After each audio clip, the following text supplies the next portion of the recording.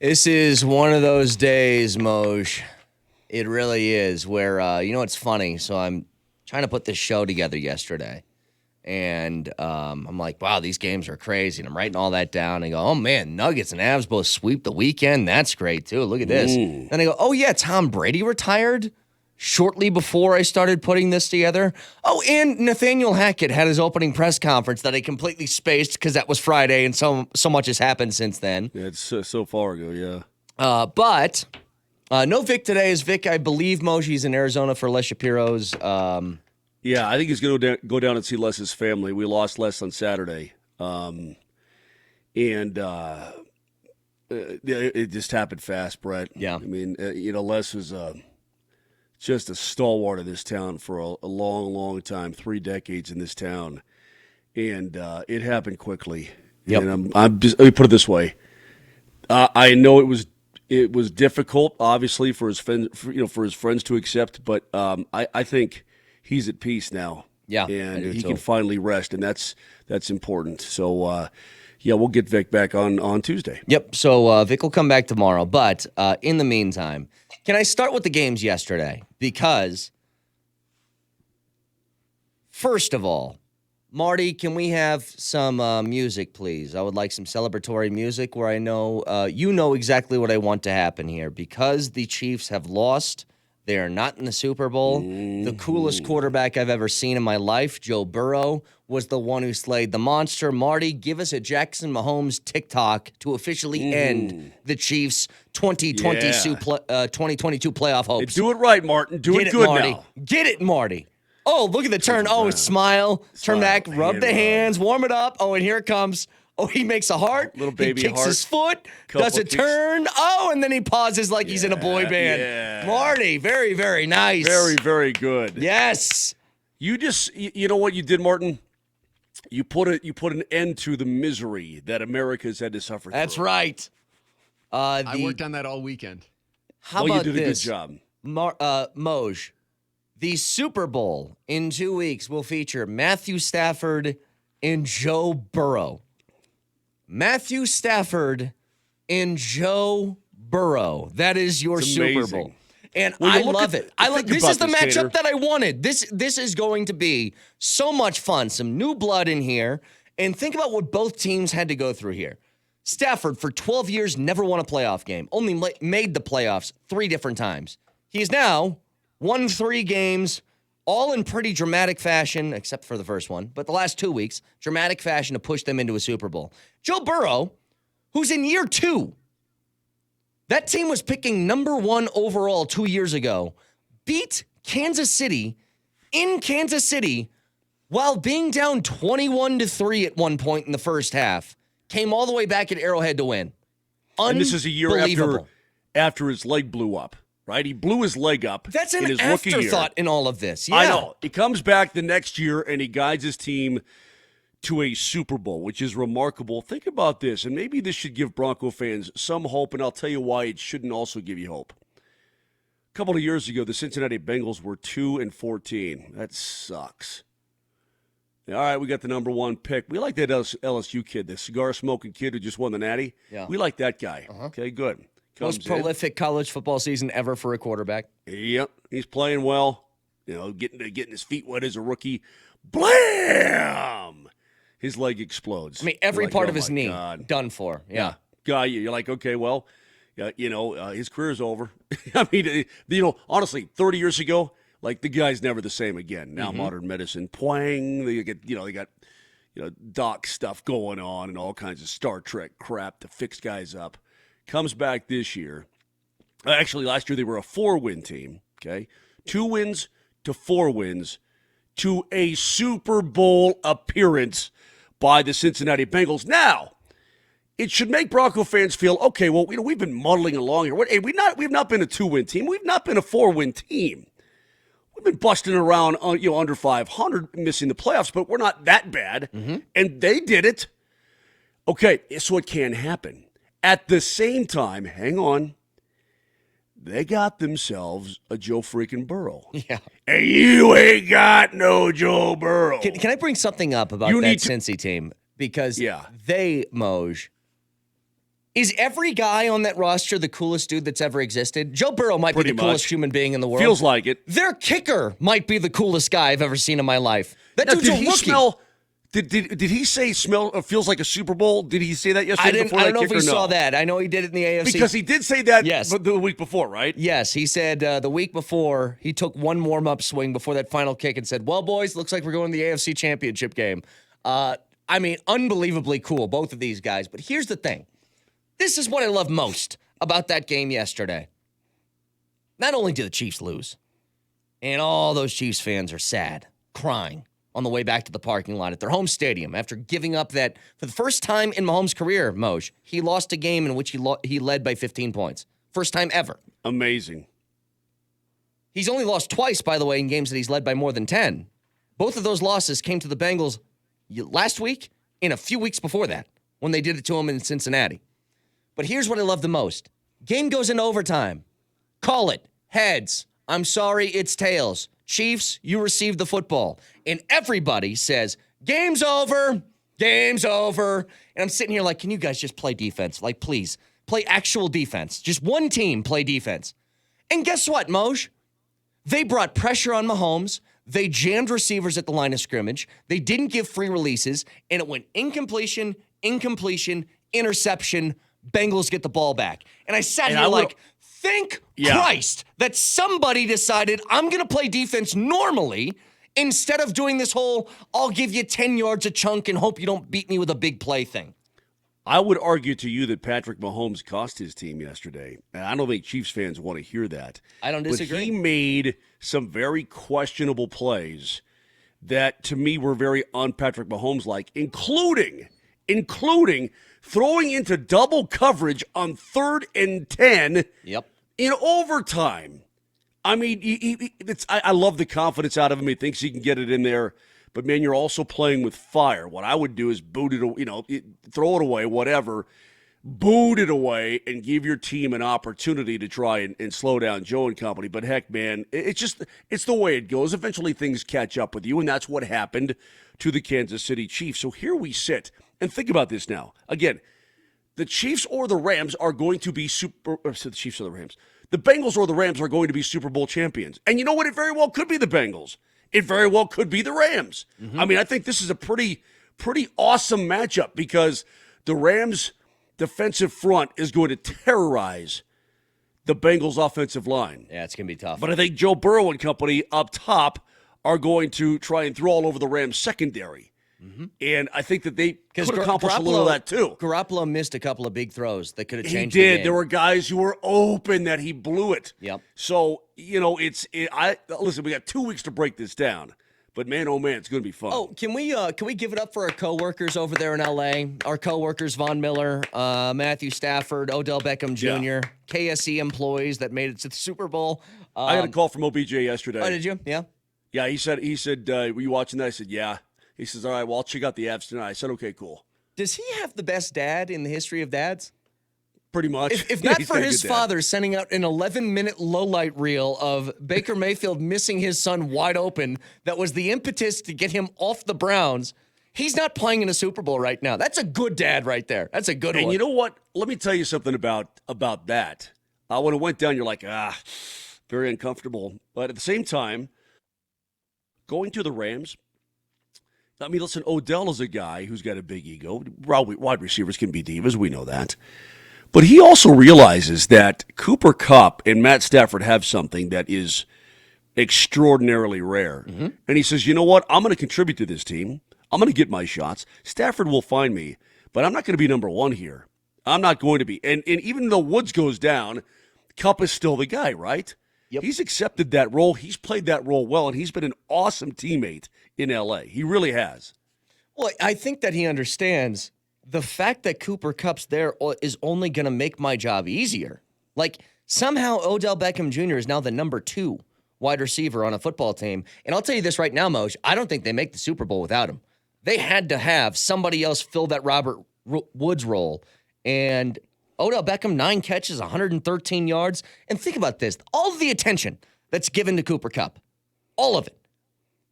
His day yesterday was 11 catches for 140 yards and 2 touchdowns. Like, still. And here's what's amazing. Oh, go ahead.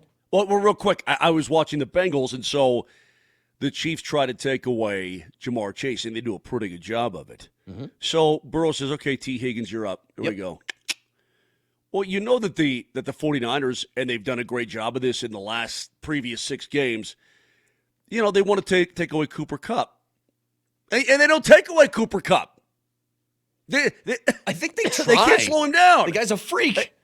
This is the best season that we've ever seen from a wide receiver. Cooper, I can't fathom that. And this guy's always open. That first touchdown he caught, I'm like, he's wide open. Yeah. What are you? Okay, there you go. I mean, it didn't matter to me either way. I'm just saying, golly, the guy still finds a way to produce, knowing full well that he is the focus of one Matt Stafford. And you know what I was thinking is, with the Rams, here's what I love. I love that we finally had a football team that said, I'm going all in this year. And I'm saying, damn the future. Don't care. Don't care what happens 5 years from now. I feel like the team's good enough. I'm going to do everything in my power to make moves to make this team as good as possible. I'm going to go out and get Odell Beckham. I'm going to trade for Stafford. I'm going to go trade for Von Miller at the deadline. And every single one of these has seemed to hit in a way that had them make the Super Bowl. And Marty said, you like that? Why doesn't that remind you of the Dodgers? Well, it's equitable in the NFL. Every team could do this, potentially. There is not everybody's got the same salary cap. You can't spend $400 million if you're the Rams and 80. Wait. Hold on a sec. Hold on. Who said that? Martin said that? Mm-hmm. God, What was that? What? Were you playing devil's advocate or were you being serious? I should have said Lakers or something. Baseball was a bad choice. Because in order to do what the Rams are doing, Brett, you must make sacrifices. Mm-hmm. They don't have a first-round pick until, I'm probably in the ground, okay? Well, and in football, the Lakers probably don't either. I don't know what first-round picks they have, but in basketball, who cares? I mean, if you're not drafting top 3, it's not going to matter anyway. In football, it doesn't matter anyway because the Lakers can get any free agent they want. Yeah, it doesn't matter. In football, first-rounders matter. That's how you build your team. Huge. And so you have to make sacrifices in football in order to accumulate the kind of players that they have accumulated. Money-wise, too. I mean, it's a pretty big deal, and you must stay under the cap. But you make sacrifices to go all in. The Dodgers, you know what their sacrifice to go all in is? Hey, I know we've got the $87 billion in the bank. Can we take $2 billion of that and throw it at some more pitchers? Yeah. Yeah. Okay, cool. Let's do it then. It's ridiculous. I want to get to the Avs and Nuggets in a couple of minutes, but last thing on this.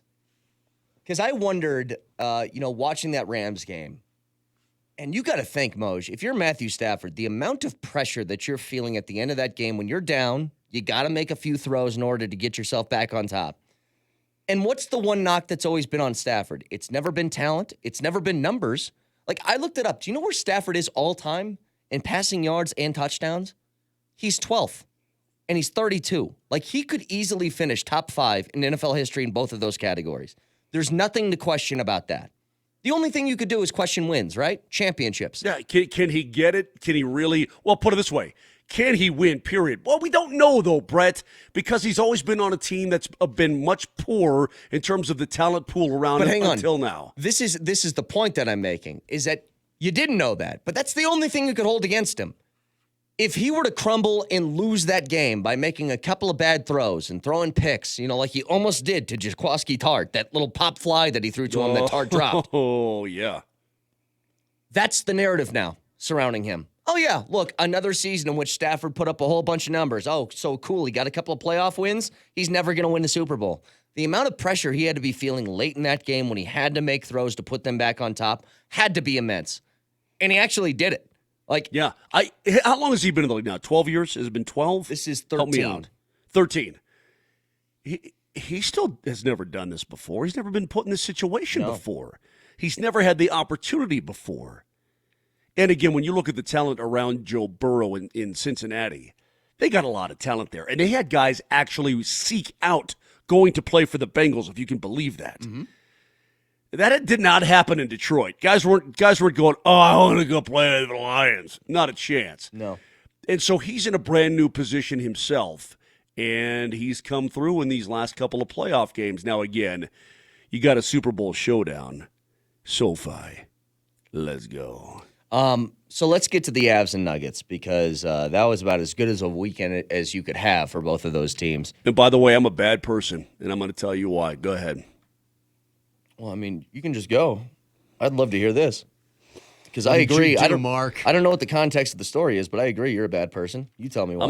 Well, let me put it this way. I'm a bad sports fan, and I shouldn't be. And because yesterday I'm like, you know what? I can take 3-1 through the first 4 games of this roadie.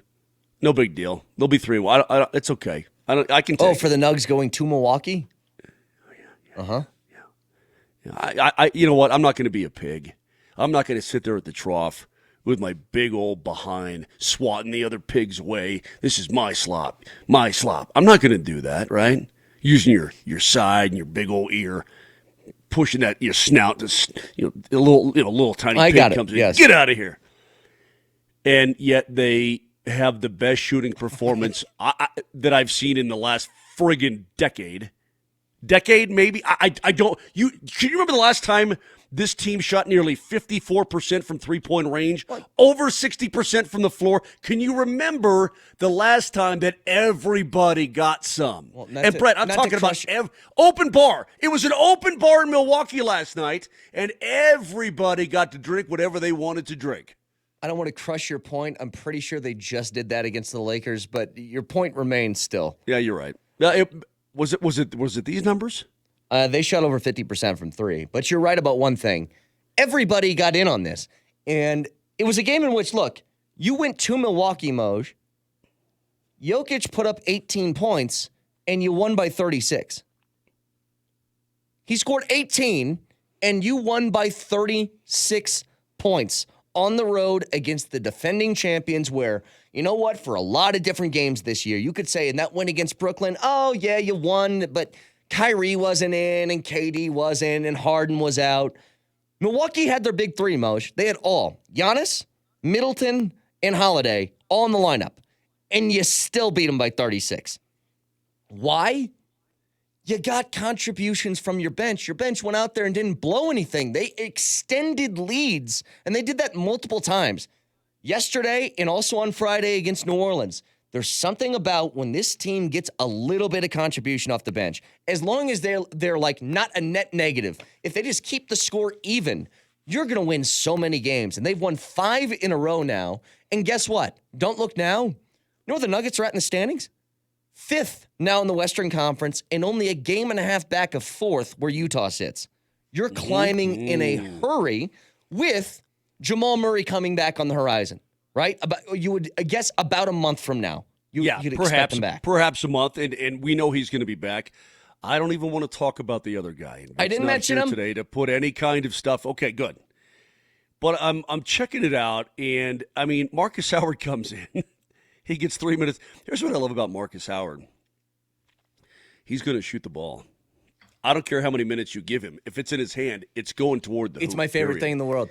When he checks in the scorer's table up 30 points with 3 minutes left to go, I'm like, oh, it's Marcus. Time to let it launch time. You know what I mean? It's like, hey, chicks don't notice you if you dribble the ball around and then give it off on around a screen. They only notice when you're dropping dimes from way outside. And what did he do? So he plays boom, boom, boom, boom.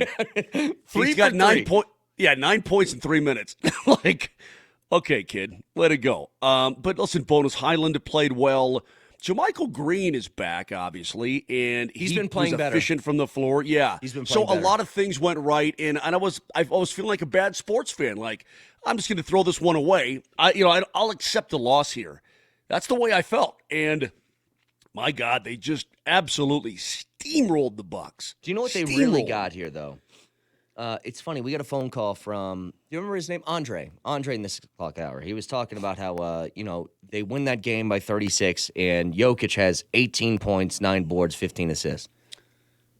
Well, dude, he only played 28 minutes. Well, but he didn't even have to play. He didn't even have to play high 30s or 40. The point with Jokic is, I think he could average 15 assists a game if they knock down shots like this. Like, this could be he could do this every single night. If they shoot this way, there's no way that he doesn't get 12, 13, 14, 15 assists per game. But here's the difference, especially as of late. Remember, they were on a 6-game road trip. Moser, they're 4-0 in their first 4 games on the road, including this huge win against Milwaukee. You look at the bench, you're like, Bones is playing damn good as of late. It's not just, he shot the ball well, but some of the passes he made, finding open dudes, cutting to the hoop, big time. Zeke Naji has been really damn good over the last 4 or 5 games. Bryn Forbes seems to be kind of finding his role on this team and where he should be taking shots, where he should be giving, a whole bunch of different stuff. Those 3 guys, I think, are going to tell you the story of how far this bench can take you this year. Because if they play like this, even with how young Bones is and what Zeke's in year 2, if they can play this way, you're going to be so damn hard to beat. It's going to be really difficult for somebody to overcome that if you get that sort of bench contribution.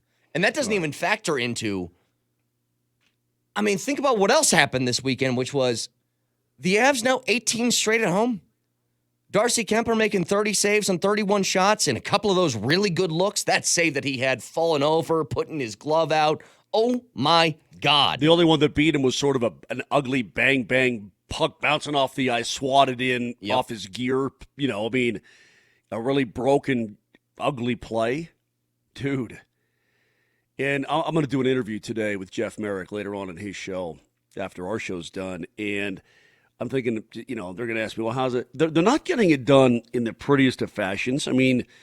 It's a 1-1 game in that second period, and the Sabres kept coming and coming and coming. Dude, and they're playing it back-to-back on the road at altitude, and they're out skating you, they're out hitting you, they're out hustling you, they're out everythinging you, and then boom, you get a goal from Nazem Kadri, and then they challenge it. It was not a hand pass. Boom, power play goal. You're up 3-1, and then you regain your focus if you're the Avalanche, and you drill it away. And you know why you're able to do that? You just said it, Kaner. Because your goalies are playing their butts off, and they're playing very, very well. Darcy Kemper, when I'm watching him right now, it's not just that he's making this save and that save. It's the way he's doing it. I'm watching his behavior in the crease, and his behavior is so much more focused, calm, efficient than it was in the earlier part of the season. He's really, really settled down. Yeah. I love what I'm seeing out of both these dudes. I really am. They are both playing incredibly well between the pipes. Did it just take time for Darcy to kind of get it, like what this team was? Because maybe, and look, again, novice hockey mind talking here, but I'd have to imagine, when you're between the pipes for the Avs, they play in such a different way where everything's so fast and they're looking to maybe make the home run play at any given time. So they'll take chances and take risks where maybe other teams wouldn't. They'll try and make a tape-to-tape pass from their own end and try and get it down the ice, and it gets picked off, and it's a turnover and an easy opportunity for the other team. Where I don't know if other teams really would take the chances that the Avs do. But did it take Darcy maybe a second to understand, okay, I got to kind of be on my toes in moments like this because we all appreciate the scoring. You can give me 5, 6, 7 goals. Of course, any goalie's going to take that. But with that is going to come maybe a couple of opportunities a game where I just got to be on my toes and make a save. Yeah, a little bit. At the same time, I agree with that, Kaner. But at the same time, though, it's a different style in front of you for sure than the Arizona Coyotes play because you've got so much more talent. You've got so much more thought process. It should start on your own end defensively, however, and then go from there. But it's way more than that. Even some shots earlier in the season, I thought he was just fighting the puck for God knows what reason. He's just fighting it. Now, you've got to have communication. You've got to know where guys are going to be. Expectation is part of it, too. I'm not going to pretend to be able to get in the mind of a National Hockey League goalie. But, it's just certain things that you observe.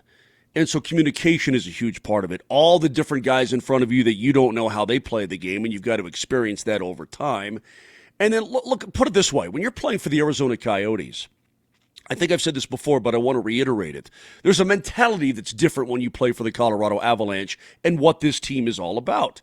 If you're playing for the Arizona Coyotes and you've got Chicago in town and they throw 40 shots on net and you make some great saves and blah, blah, and they get a couple power play goals and you give up, let's say, 3. You make 37 saves and they on 40 shots and you lose 3-2.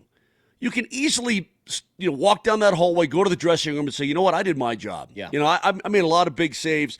Yeah, Patrick Kane had a couple of power play goals, but I did my job, right? But the Colorado, but there's no expectation of going to the Stanley Cup or anything like that, even though the Coyotes were in the playoffs a couple years ago. With the Avalanche, it's, hey, man, you've got to be our guy, number one. We've got places to go. Yeah. And you are going to have to get us there along with us in front of you. But you can't be, giving up 3 a night, but whatever. You know what I mean? It's hey, you're expected to win, and we are expected to win, and we are expected to let's go. And so there's a whole different attitude, a whole different expectation, a whole different everything. Before we get to a break, Marty, can you give me some music, like some breaking news music, something like that, please? Because I would like to give you a statistic that is pretty mind-blowing. In the month of January, the Avalanche are 15-0-1. That is how they end this month heading into February. And that one was an absolutely horse feathers call in OT. I'm just going to leave it at that. Regardless, though, 15-0-1. Do you know what that means? That means that the Colorado Avalanche, in 16 games in the month of January, have lost less games than the Denver Broncos did in the month of January. That's not nice. Wow, bro. And that's not even, look, that's not me taking a shot at the Broncos. That is pointing out. Sounds like that's you taking a shot. No, it's the opposite. That's pointing out how unbelievable this run has been for the Avs. And I almost feel bad, Moj, because we are so hyper-focused on what's coming after the regular season with this team that maybe we aren't truly appreciating enough of what we're seeing right now, what they're doing night in, night out. And I almost feel bad. They've just established a new record for wins in the month of January. Tied the record for wins in any month in NHL history. 31 points in the month. Yeah. I mean, Kaner, what they're doing right now, and you got one more to go against Arizona in the month of February. Close it out and then enjoy your 8-day break. Still a lot to get to today. The Hackett presser, we'll get some audio from that from Friday afternoon. Tom Brady retired, maybe, possibly, hopefully. Get to that in a little bit. Stick around.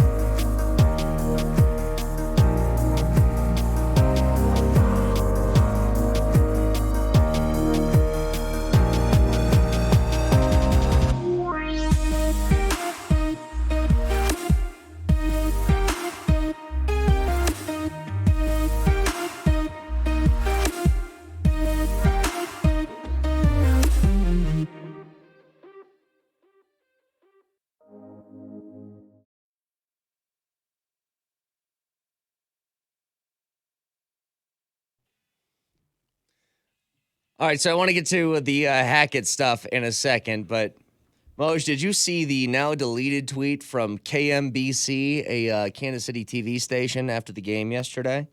I did not. Here's what it said. You're going to bleeping love this. You ready? KMBC tweets after the game. Kansas City loses, and here's what they say. Against all odds, we were never supposed to be here. We were never meant to make it this far, but against all odds, we did. What a season. Thank you for the incredible ride. We will always be Chiefs Kingdom. Did they actually try and drop the nobody believed in us card when they were the Super Bowl favorites heading into this season? Is that what I just saw? Did I just see the we didn't have people believe in us despite us being a 7-point favorite in this game today, which would go directly against the first 3 words that they mentioned, against all odds. Literally, the odds were for you. I'm trying to think of the person who's running the KMBC Twitter account. Why are people so obsessed with that? Why are they so obsessed with we are the underdog that nobody thought would do? Isn't it cooler to be the team that everybody expects to win because you're that good? You remember the Chiefs when they struggled out of the gate this year and they were in last place in the AFC West? Remember those Chiefs?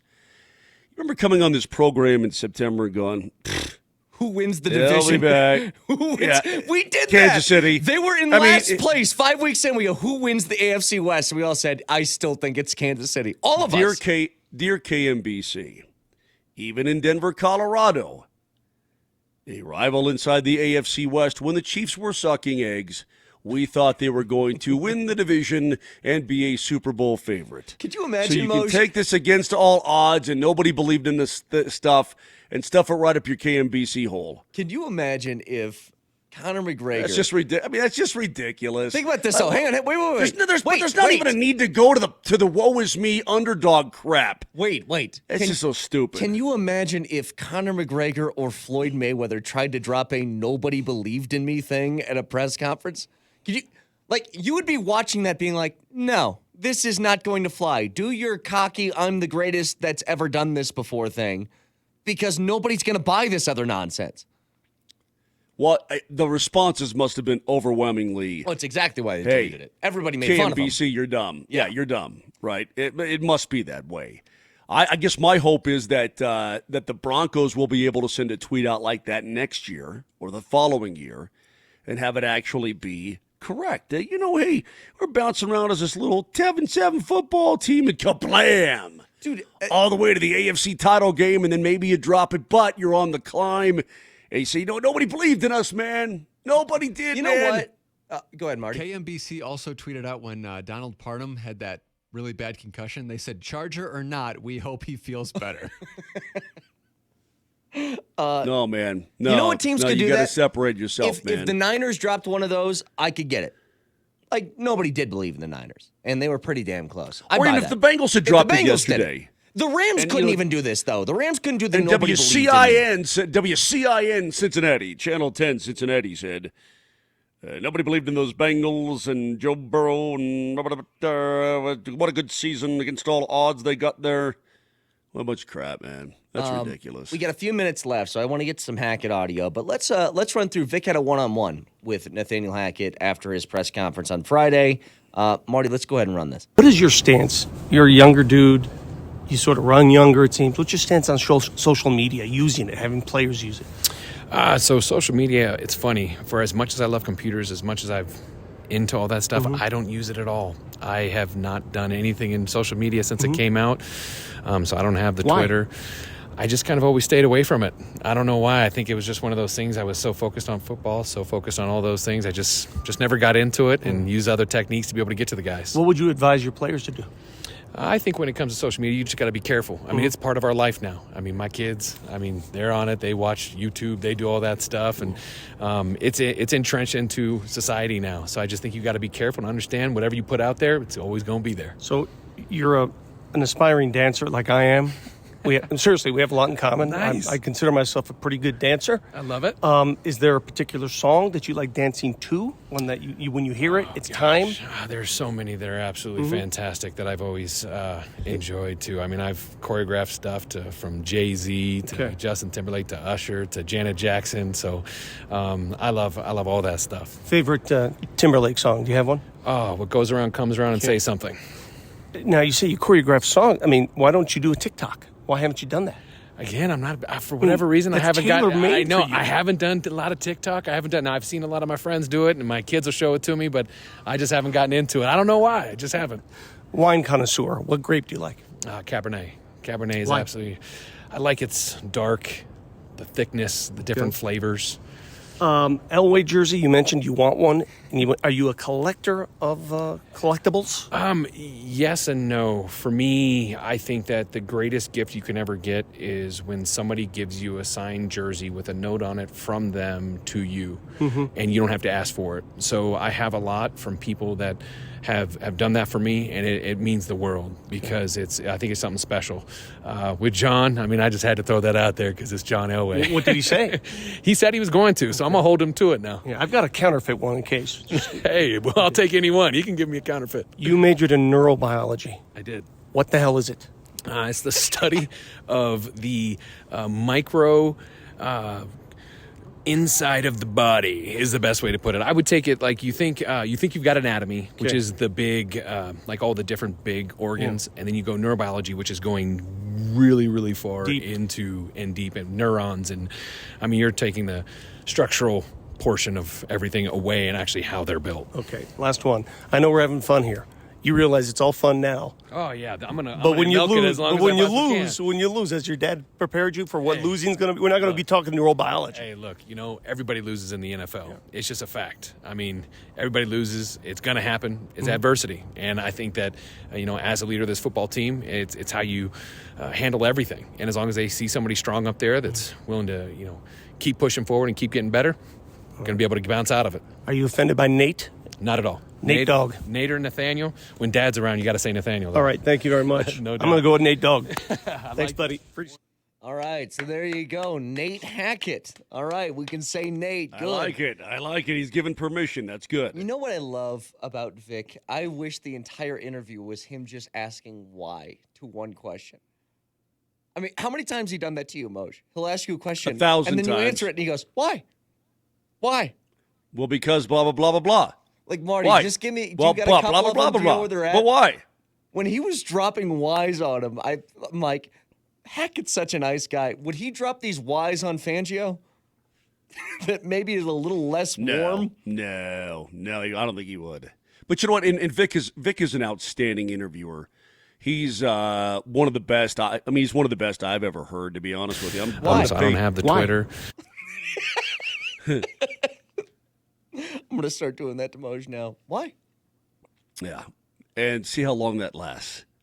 No, but Vic is really good at interviewing. He's just, again, we learned in that span of, what was that, 3 minutes? Mm-hmm.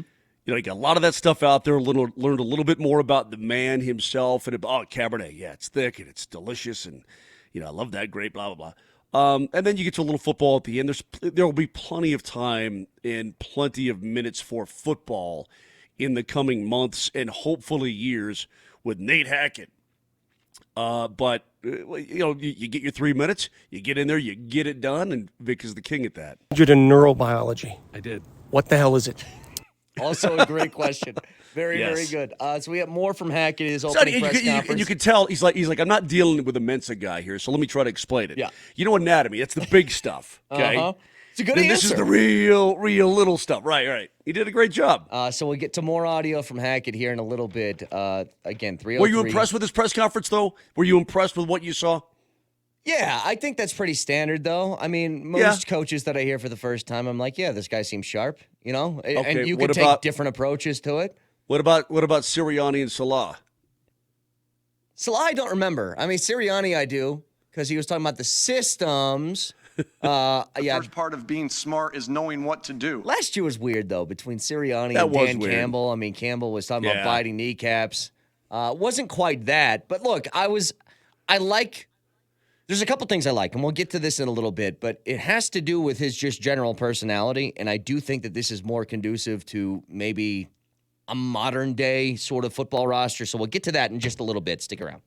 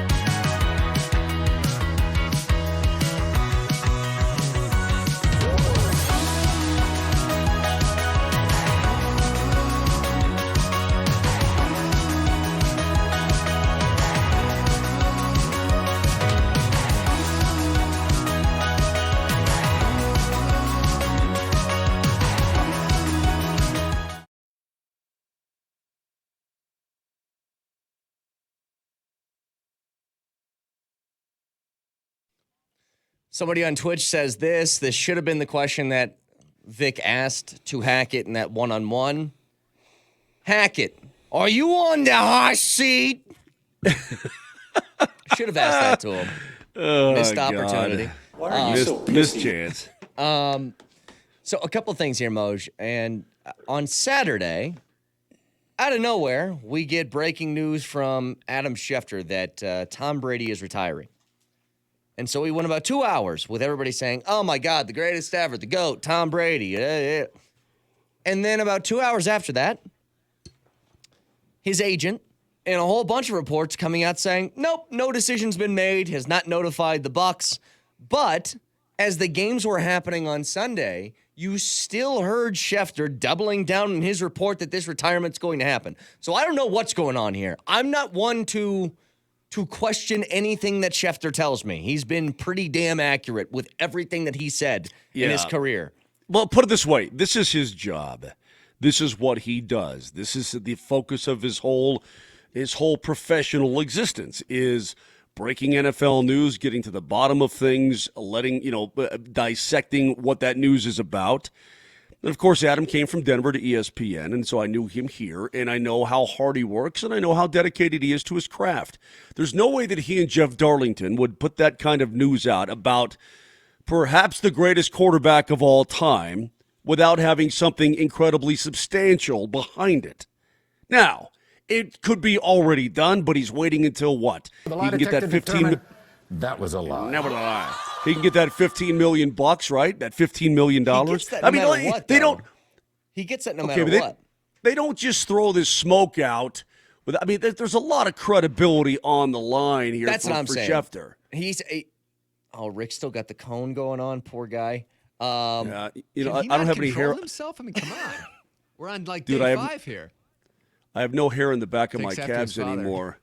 He runs up behind you with that cone on, and he scrapes the hell out of your legs. It's awful, man. Okay, anyway, listen. But the point is that there's a lot on the line for Schefter and Darlington to report that to be wrong. So they had to be really, really sure. Like Schefter's almost reporting this as if, no, Giselle called me personally and said this is going to happen. Exactly. You know what I mean? This is almost the agent, his dad, Tom, or Giselle told Schefter and Darlington, yeah, I'm out. Yeah. And then when they reported, they're like, oh, no, I made a decision. And then Brady was like, yeah. I wanted to do this on my own. Why did you? Right. You know, in the same way that, remember when LeBron left Miami to go back to Cleveland?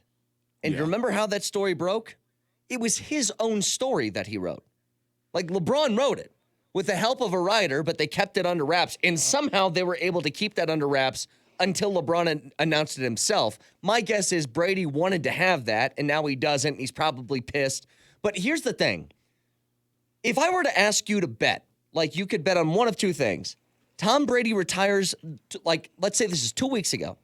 Tom Brady retires before he's 45 or after he's 50. Which one of you would you have taken? Because I would have said it's more likely he retires after 50 than before 45. He's coming off of a 45 touchdown season in which he led the NFL. He could be an MVP this year. And he's coming off of a loss in the divisional round. I did not see a retirement coming now. What's interesting about Brady, I was reading about him. You know, if you listen to what he does, what he says, and by the way, I would listen to Brady every Monday night with Jim Gray. He would do this during the halftime of whatever Monday Night Football game it was. He would have an interview with Jim Gray. And if you ever listen to any of that, Tom Brady is remarkably honest and open about things, about his life, his personal life.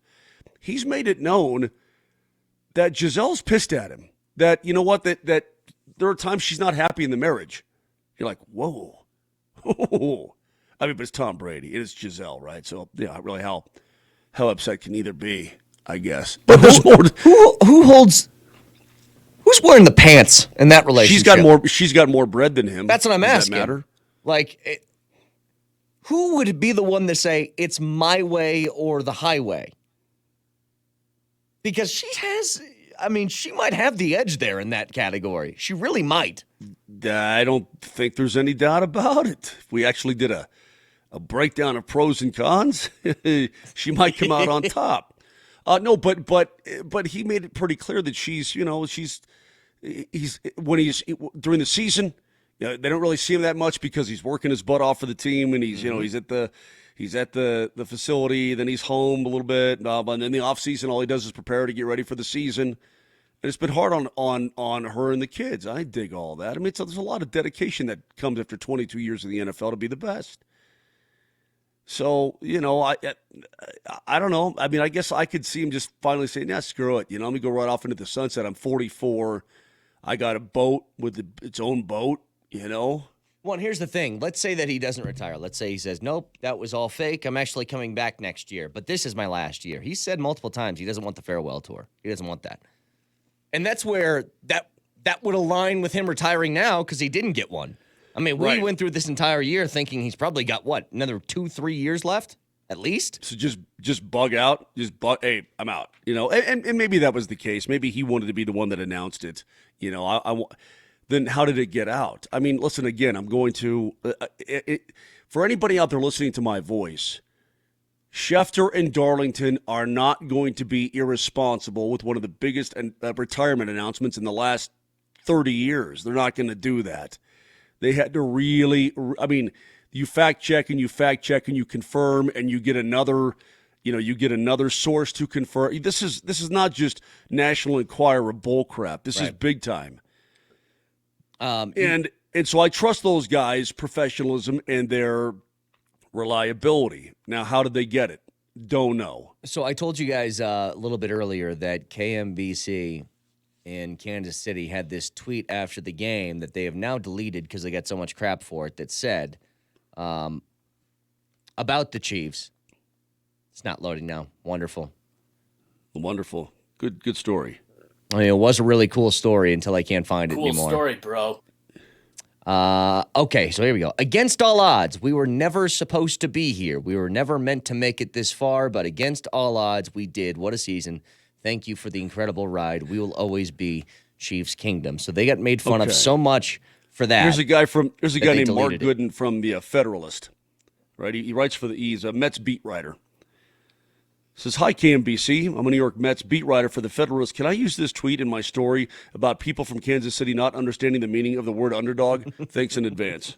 Well, that's kind of funny. That's one thing, but here's the other one, Moj. Listen to this, because this is such a cool damn quote. So Taylor Rooks, she's a sports reporter. Who's she with now? She is with Bleacher Report. She said this about Joe Burrow when she had the chance to talk to him a year ago. Joe Burrow told me if he went into an NBA game, he could get at least 12 to 15 points with a straight face. And I knew he was going to be great because that is just irrational confidence. And that's what this dude has. I guarantee that Joe Burrow actually thinks if he stepped on an NBA floor right now, he could drop 12 to 15 in an NBA game. Because think about what this guy did. He took a team that has not won a playoff game since 1991. Went to Arrowhead. Let's start before that. Played against the Titans. Took 9 sacks. The number one the seed. Game. Yep. He then goes to Arrowhead down 21-3 right before halftime.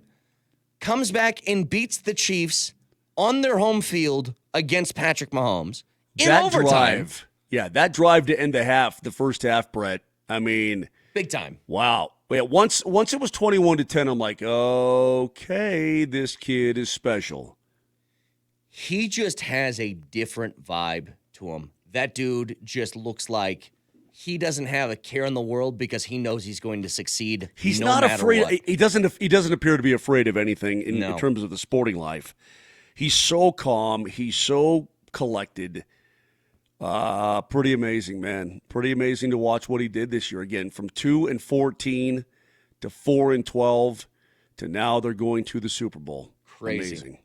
So we get more into that as we go along today. And again, if you're in Cincinnati, I mean, you want your team to win the Super Bowl. You've lost 2 to the 49ers. I mean, if that matchup, maybe you wanted a little revenge against the 49ers, that organization, even if there's nobody left from either of those teams. But, man, what a comeback year for them. I mean, what's something to hang your head on type of year, right? Yeah. It's pretty – I mean, we would kill for one of those right around here. Sure. We would kill for it. So we got some Nuggets tickets to give away. Let's give away the first pair here, 303-504-0925. So this is for the game against the Knicks on February 8th, so a week from tomorrow. Game's at 7 p.m. at Ball Arena. Tickets still available at nuggets.com. Or you mean the Nuggets team that just rose to number 5 in the Western Conference, that Nuggets team? That one. Or you can get tickets at 303-287-DUNK. More chances to win are coming up throughout the day, but 303-504-0925, color number 6. You get a pair of tickets to that game next Tuesday against the Knicks. Back in 3 minutes.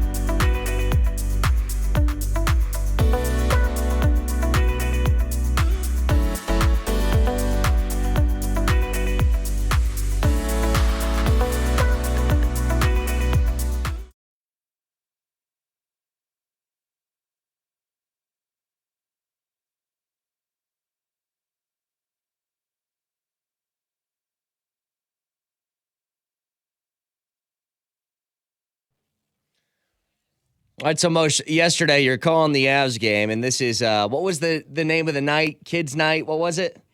Next Generation Night. Next Generation Night. So you had a whole bunch of kids calling stuff. They're doing the PA. They were doing one. I thought all the kids did a great job too. Who was the They youngin? were really good. Who was the youngin that helped you out for a couple That was minutes? Lucas. Lucas. So let me ask you a question. Lucas was great. I know you had a great time with him up in the booth with you. I think there was a scoring opportunity for the Avs on one of those when he was in the middle of the call. How much did you just want to start yelling in the middle of it and be like, it's my time to shine, baby? I know. I know you're up here doing the thing, but, Rantanen shoots. Yeah, how much did you just want to jump in there? It was a great shot that actually I think was deflected right over the crossbar Yep. and went up into the screen, right? I know I wanted the kid to call it because it would have been a highlight for him forever, yeah. and it would have been all the shows and all that kind of stuff. It would have been awesome. But they just missed. Yep. Just missed. Anyway, I thought that was really cool, but it reminds me of watching that Bengals and Chiefs game and what happened at halftime. Because if you guys were like me, and when halftime first started, you're like, all right, this is a good time to get another beer or something like that, walk around the house. You missed the idea that the halftime show that featured, what's his name, Walker what, Marty? Walker Hayes. So he's got that very popular song. Yeah, this one, that Applebee's on a date night, that song. He's doing this concert, and you can't hear. They're doing halftime show, so they're screaming like this to try and go over the sound. Nobody can hear anything that's going on, and they had to be in broadcasting hell in the middle of Walker Hayes singing this song. Would you say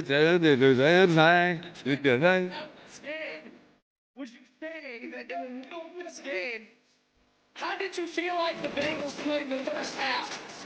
Well, they're pretty good. Bro, he needs to be a little bit more efficient on down low. Because we've been too losing. And listen, and they're taking away Jamar Chase. He's going to have to go to Mitchell and Higgins a little bit more. Yeah, a huge play right before the half to make this game, at least how frustrating would that have had to be? So we've had, with this whole COVID thing, I'll tell you what's amazing. First of all, trying to find people to work in some of these cities in the television business is not easy, right? Because some people lost work during the COVID situation, and so they've gone on to other things.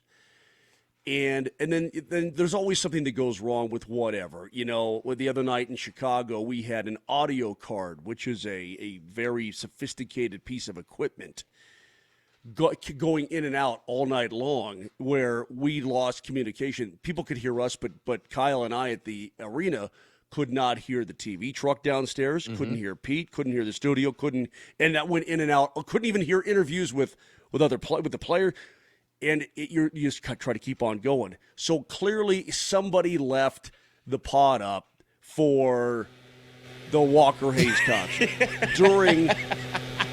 Right. It was a little bit more rhythmic than the friggin' The leaf blower?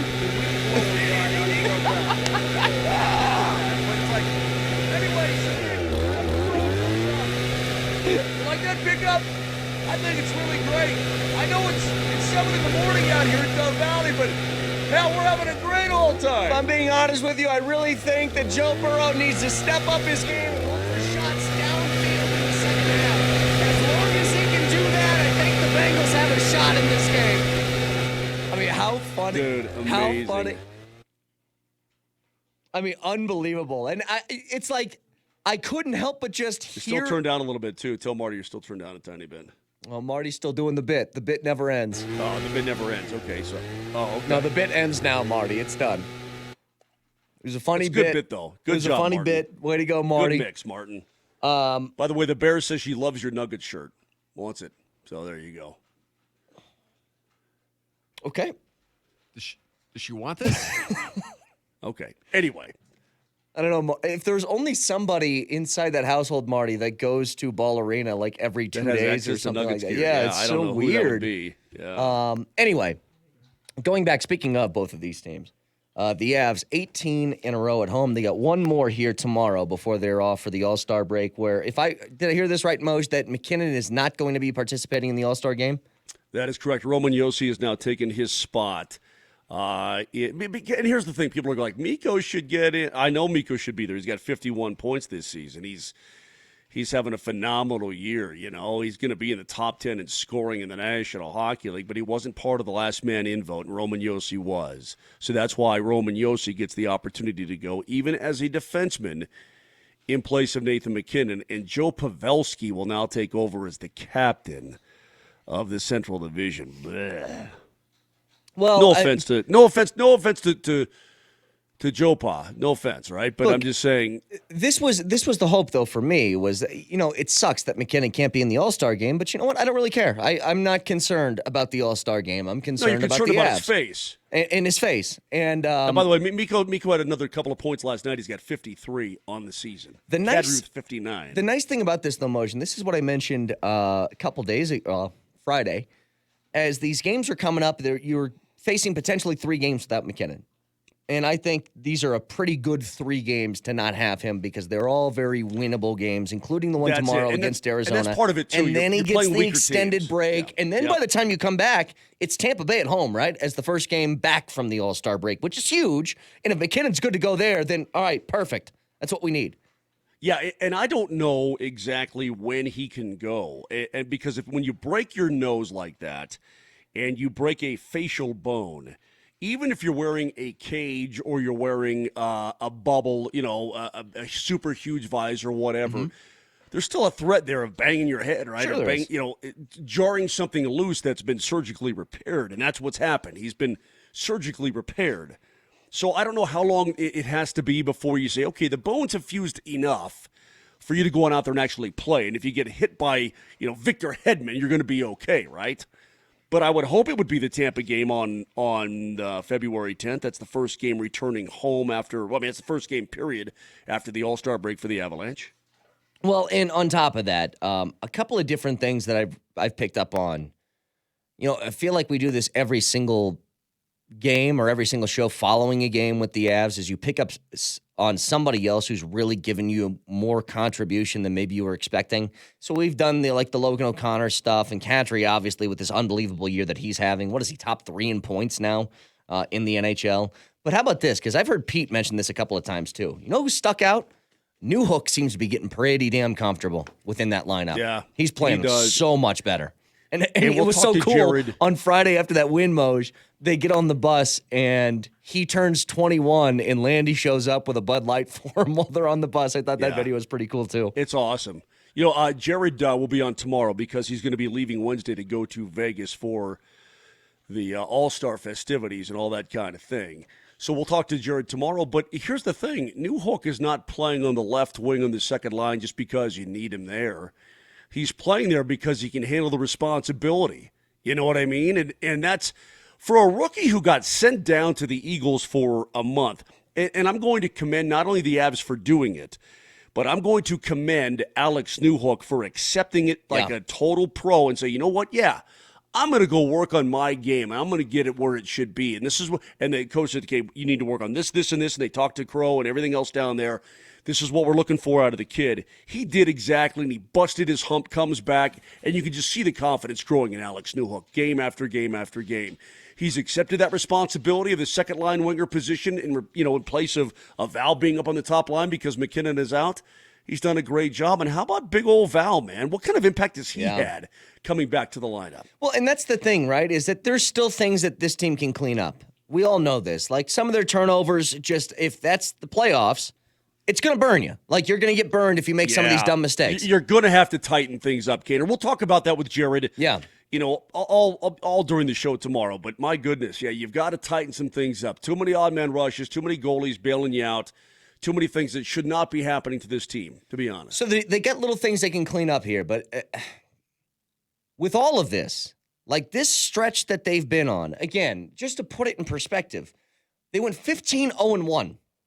In the month of January. That one being the too many men on the ice. Well, but hang on a second. But Kiefer and Riker last night, Kaner, in the pregame show, they're like, when you're you're 14-0-1 and you've won 17 in a row on the home ice, all you can do is nitpick. Like, that turnover was kind of bad. And, I mean, and Taves and McCarr had the turnover that led to the Buffalo goal last night, which you never see out of those guys. And I'm not going to sit here and nitpick those guys. I mean, things happen in the course of an NHL game. But here's the thing. Just to put this in perspective for you guys, 16 games were played by the Avs this month. 16. They won 15, and they lost 1 in overtime. The Broncos lost 2 games this month. The Avs, in 16 games in the month of January, lost less games than the Denver Broncos did in the month of January. Just to put it in perspective of how amazing this run has been. And I think with that, because I'm guilty of this. I'm as guilty as anybody. We have such higher aspirations for this team that it almost feels like things that happen in January just don't matter to you right now. You care. We all acknowledge this run that they're on, but you're always putting this in perspective of this is great, but what about in May? You know what I mean? What about that? Right. And I have to take a step back for a moment and just be like, this is insane what we are witnessing with this hockey team. It's crazy. And I don't want that to be lost just because we have grander aspirations for later in the year of this run that they're on. And this will be decades before they can replicate this again. Like, this isn't a common occurrence in this league. And I just think too often, I'm speaking on my own behalf, I'm letting that go by the wayside because I'm so worried about what's going to come later in the year. And I think it's unfair. Let me put it this way. It kind of is unfair, Kaner, because what they're doing right now is unprecedented, right? Against Arizona on Tuesday, tomorrow night, they have a chance to push the home win streak to 19 games. That's 4 off the pace if they get that win, right? Because it's 23. Right, and that'll be tied for 4th all time in the history of the National Hockey League. No team has ever had a better January ever in the history of the league. We mentioned this on Friday. No team has ever had a better month, any month. We mentioned this on history Friday. Of the National Hockey League. Like, if you're a season ticket holder for the Avs and you've gone to every game at Ball Arena, the last time you saw them lose a game that did not reach overtime was October 26th. It was before Halloween was the last time that happened. It's unbelievable. They started out the season 4-6 in their first 10 games. They have 2 regulation losses since, and that's it, which is confounding. Yeah. But at the same time, Kaner, when you see all the stuff that they're doing will never be replicated again. Even the greatest Avalanche teams, the Cup winners, and the great teams in between did not do anything like this. Even that being said, man, this team, there's only one thought process, and it ain't this. Yep. Now, this is a happy byproduct of a good club that can win in different kinds of ways. The goaltending has rounded out into shape remarkably well. They're playing so well between the pipes, both Darcy and Pavel Francouz. Yeah, you get your timely scoring, you get your depth scoring, you've got all of this going for you. At the same time, man, again, you're 32-8-3, and this isn't jack squat. This team is made to win when it matters the most. And honestly, Jared would even tell you this, I'm sure, tomorrow when we ask him. There's still question marks about that from outside of Denver, Colorado. Hey, all this is pretty. I mean, this is all beautiful. This is all homecoming queen stuff. But, when it comes time to get it done, can you really get it done? See, and this is what's so weird is that we've come to expect whenever the Avs take the ice that you're going to leave happy, that they are going to win the game and continue this insane streak. The Nuggets have not been that way. The Nuggets, like Marty said this, didn't you feel like they were going to beat Milwaukee yesterday? And I said, no. If they lost to New Orleans on Friday, then I would have, because this team's weird like that. But for them to have now 5 straight they won 5 straight games, including the first 4 here on this 6-game road trip, and to cap that off Sunday with a, 36-point win over the reigning NBA champs that are fully healthy for the most part, as far as their top-end players. And I got to acknowledge at least one guy in this group. Aaron Gordon has been unbelievable this season. Like, go back to last year in the playoffs. How many conversations, Moj, did we have in the playoffs last year about Aaron Gordon got to step up his game? All these injuries, he's got to be able to score, and he just can't score. He's getting, 9, 10, 12 points Right. every single night. Kind of, putting along a little bit in that regard, yeah. His three-point shooting has improved immensely. I think that he's found what his role is on this team, how to get him the easiest buckets on the floor. Last night, he was 10 of 17 from the field, 4 of 8 from 3. He was the leading points getter at 24 points yesterday. Aaron Gordon has been everything you've wanted and more after he signed that contract. Because think about it this way. Agree. If he was in a contract year, Moj, maybe you could argue that. You could say, all right, guy's trying to get paid. No, he just got paid last year. He just got his extension. And he's playing this way. Exactly what you bargained for. 100%. And Will Barton had a terrific game yesterday, too. A lot of guys just – but here's what this Nuggets team is all about. And Michael Malone's got to love it when it's going in a positive way. But the word I use is infectious. Mm-hmm. Shooting for this team, when they're shooting well, it's infectious. And that's a positive infectious. Hey, man, everybody's got it now. Everybody's knocking down shots. You shot nearly 54% from three-point range yesterday. If you're the Milwaukee Bucks, you're going – What do we do? Right. I mean, everybody's making, right? And we've been begging for makers for a long time in this town. Okay, fine. It can also go the other way. And then when nobody's making, it's infectious. It's like, okay, now you've got to get, you got to get an IV in because you're infected with misses and bricks and clanks and bangs and awfulness. And that's the way this Nuggets team seems to go. Either everybody's shooting, and you're like, yeah, or everybody's not shooting, you're like, oh, my God, 2 of 23 from three-point range, one of these kind of things. And I admit it, and for those who are just joining the program, I went into yesterday's game. I had football on one TV. Mm-hmm. I had a hockey game on my iPad in the booth, right? And I'm like, I'm not even going to switch over to the Nuggets yet, right? Yeah, the Nuggets game is about to start. No, I'm not going there because I don't care. They'll be 3-1, and it'll be totally fine, right? And I'll catch up a little bit later. So then I'm just checking the score, and they got a lead after the first quarter. I'm like, oh, cool. Then they've got themselves like, an 8-point lead at half. I'm like, oh, I got to get in on some of this. And then the third quarter comes around, and they stretch it.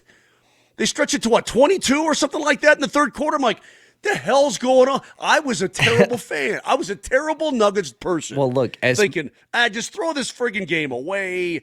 Nobody cares. I mean, you got NFC and AFC championship games back to back. You got, the Avs. I'm getting prepared for my game. I got to get ready. I'm rehearsing and all kinds of stuff. I sort of blew them off, man, and that's on me thinking they were going to get clobbered, and they just steamrolled those guys. As much of a horror show as third quarters have been for this team over the last couple of years, if you've been paying attention lately, their third quarters have been money. They've been great what happened? In the third Remember quarters. when I said, tell them that the third quarter is halftime and come on out for the fourth quarter? Yeah. Well, what happened? Well, look what they did last night. That was the most complete 48 minutes I think they put together all year long. 33 points in the first, 32 in the second, 38 in the third, 33 in the fourth. That's about as even as you're going to get over the stretch of 48 minutes. And if you're getting that kind of contribution from they mixed up the bench a little bit. Facu Campazzo did not play yesterday. They played a lot of Bones. They played a lot of Bryn Forbes. Zeke Najee's been playing great in the extended minutes that he's gotten as of late because that dude is effort, man. All effort all the time, and he's got some ability. Guy can shoot. Been really impressed with him. But I'll tell you this. If Bones can put together games like that, so he knocked down a few threes. He was 3 of 5 from three-point range. That's great. But really what he did, Moshe, he made 2 or 3 passes in that game yesterday that were Joker-esque of like, whip the ball around somebody's body, find somebody wide open underneath the hoop for an easy 2. If he can start to do that, who knows what this bench unit can be for this final, 3-4 months before you have the playoffs rolling around. His ability to push the ball up the floor, Kaner, is really good. You know what I mean? Oh, he gets the ball and he sprints down that court trying to take advantage of something. His ability to do that is highly noticeable. I know rookies are going to go through ebbs and flows, ups and downs, however you want to categorize it. I just need a little bit more consistency. And again, he's coming off a DNP CD where Malone says, you know what? I'm just not going to play him tonight, period. End of story. Yeah. And then he comes back with, 18 minutes and 4 of 9 from the floor, but 3 of 5 from three-point range, and he's pushing the issue and he's dishing out some assists. You're like, okay, I can deal with that. That's way more palatable than what we saw in the previous outings from him. But one of the keys for me, too, with a game like last night is that you had so many players available to you. You talked about a different look for the bench. Well, you know why? Because JaMychal's back. Yeah. Because you've got Bryn Forbes now. Because Austin's coming off the bench. And you can give time to Marcus Howard. He can come in there in garbage time and just start chucking quickly, to Austin Rivers' credit, he went to Michael Malone and said, I need to be playing more. Like, he did that. And Malone said, okay. But I think it was one of those, all right, you're going to get minutes. You better make the most of those minutes. And Austin Rivers, as of late, has been playing great. And I've been riding this Austin Rivers roller coaster where I think he's good for this team. I think he's good for their mentality. I just don't know how good it is to have him on the floor for 20-plus minutes a game. And to his credit, he asked for more playing time. He's gotten it, and he's capitalized on it. He's played a lot better as of late. Well, the part of the same thing, too, is that you're not forced into combinations that aren't working. Yeah. You're not forced into units that are where the ball gets stuck. Well, you don't have to start Facu and Austin Rivers because so many guys are out anymore.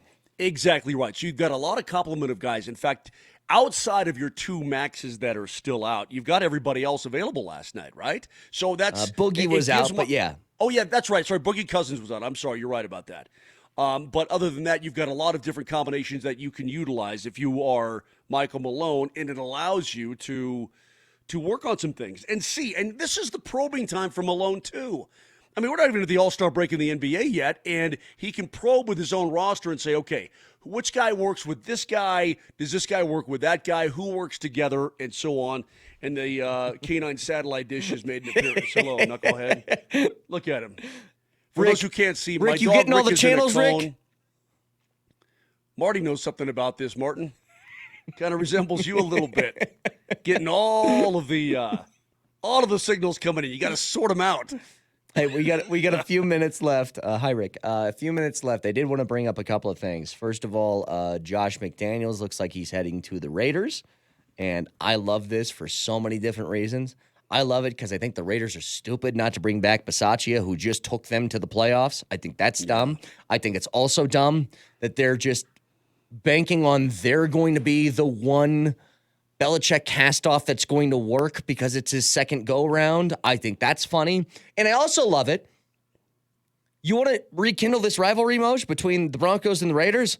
I think McDaniels can give that a nice little boost here because there's always going to be something a little extra on the line whenever the Broncos and Raiders meet up now, as long as he's on that opposite sideline. Oh, it's absolutely going to mean more. Absolutely it is. We've lamented the Broncos and the Raiders rivalry just being dead in recent, the past half decade. Like, boring. Well, this is going to provide some pep. I mean, even if it's sort of somewhat manufactured in fans' heads, that's okay, man, because him going to the Raiders is I don't know. I don't know that I could ask for anything better, to be honest with you. Now, again, is McDaniels, do you think he's a good offensive mind?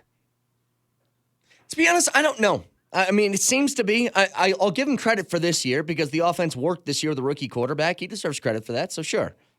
Okay. And I know there were issues. There was a lot of angst and anger and unhappiness his time here in Denver. A lot of things went sideways in a hurry. It started out great. Everything was peachy keen for the first 6 weeks, and then it just all fell apart. It was almost like a house of cards just waiting to drop, right? Looks pretty, it's built, but then boom, one little thing and the whole thing comes tumbling down. I don't know what it's going to be like for him his second time around. I don't have any predictions on this because we've seen numerous occasions. I mean, hell, Bill Belichick is one of those.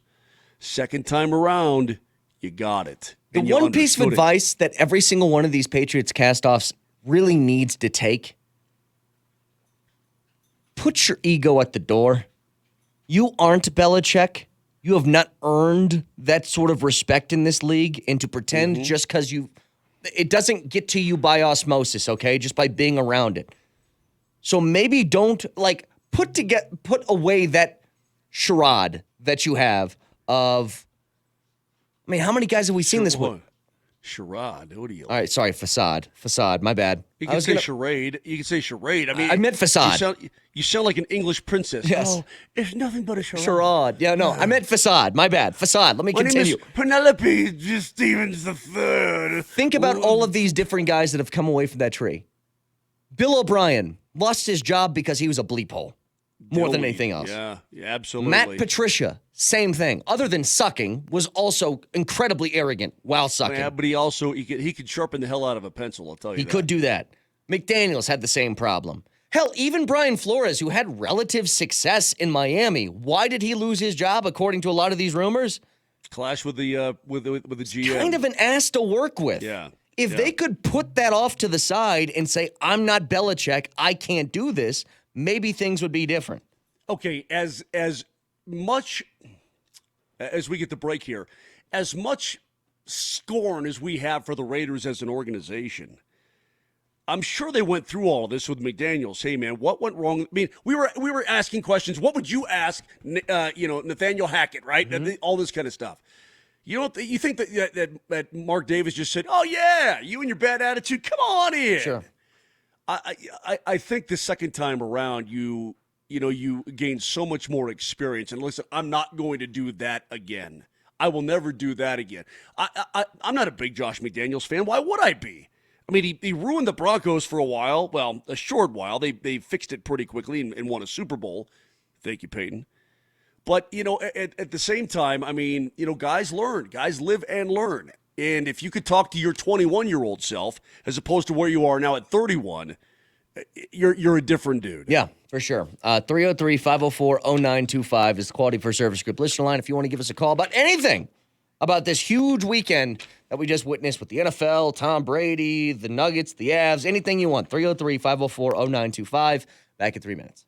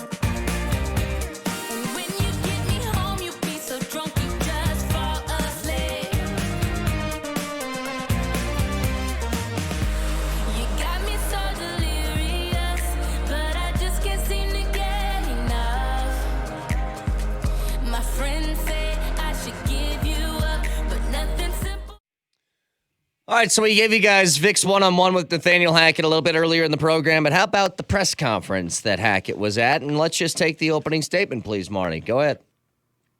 Woo. How's everybody doing today? There you go. Look, I feel like this is a dream right now. I mean, this is absolutely unbelievable to be up here in front of everybody here. It's like, great, my kids, just trying to, got to keep my composure about me because this is truly unbelievable. To say that I'm excited would be a massive understatement because I am so excited to get to work, and I want to do nothing but work with all these guys and be with them. So that was the opening statement from Hackett, and you could tell right there, right then and there, Moj, okay, this guy is just going to be high energy all the time, no matter what. When he said, I got to keep my composure, what did you think of? Will Ferrell. Old school. Yeah. We got to keep our composure. Because he did have that vibe, that clip that we played last week. He had Friday. some of that. Yeah. But here's the thing. I wanted to get more the nuts and bolts of what he thought of this roster and what he could do with it, because that's obviously the biggest question. To be here today. It's pretty cool. Pretty damn cool. You want to know what he feels like he can do with this roster, because Moj, my biggest gripe that I've had, really over the last 3 years, let's say, is I feel like I'm going crazy. Like, I look at some of the players on this offense and I say, they seem to be so much better than the results that have been given to us.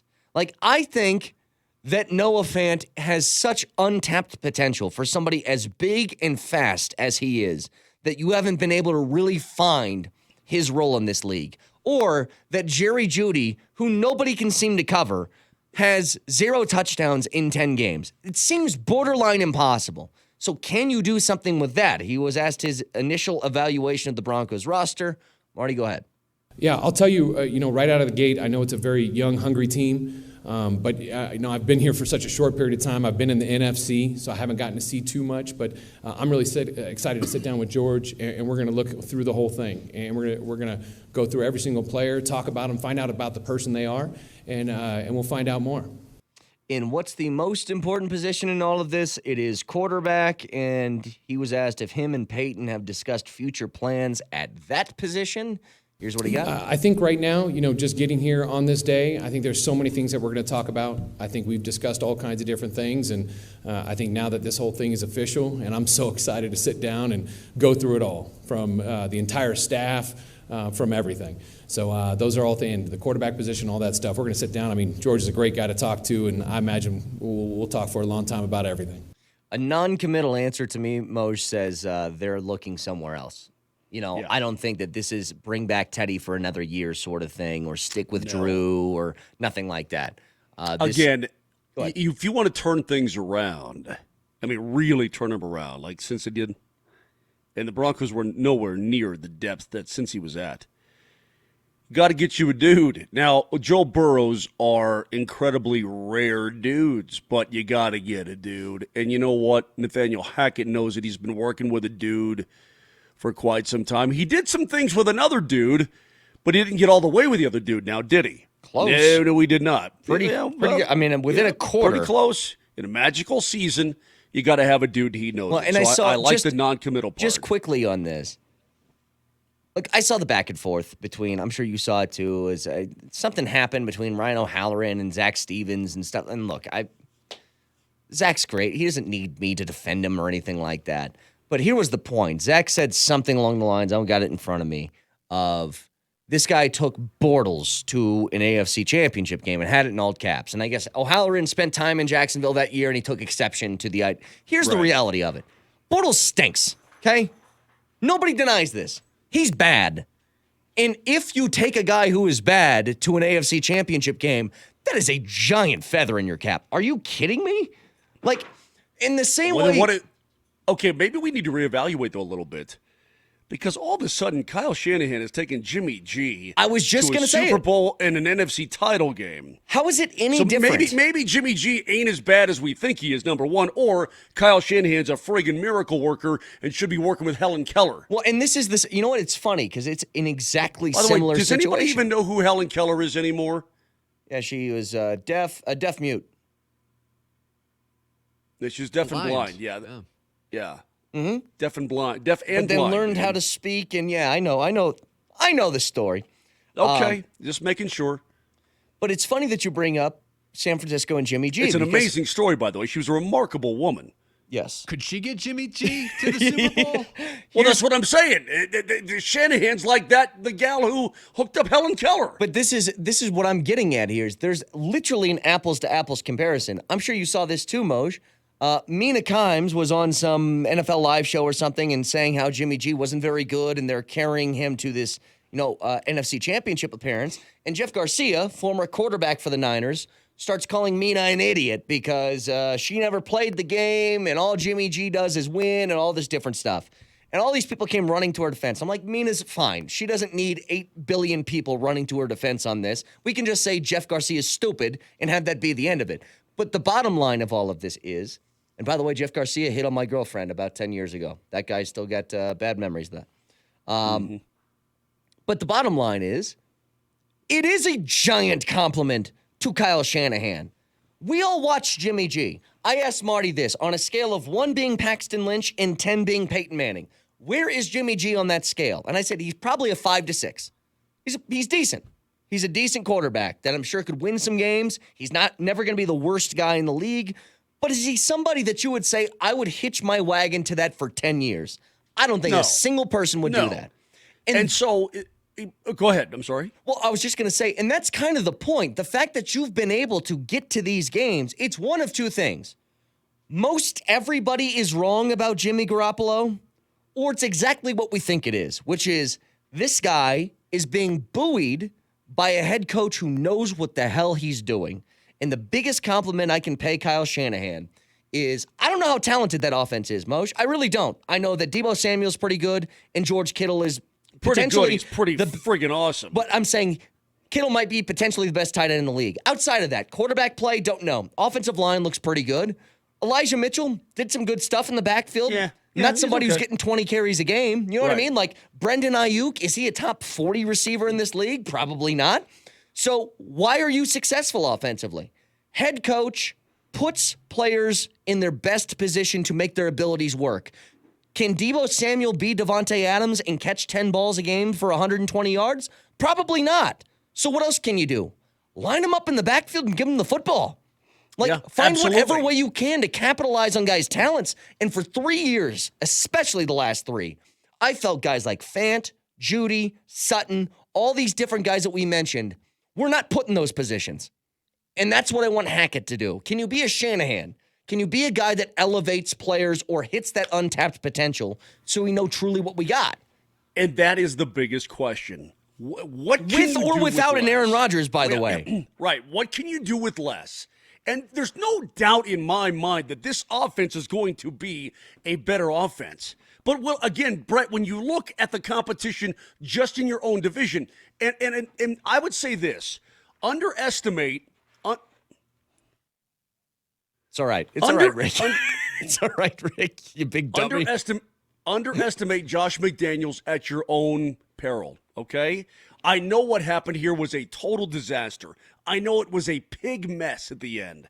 Had to go.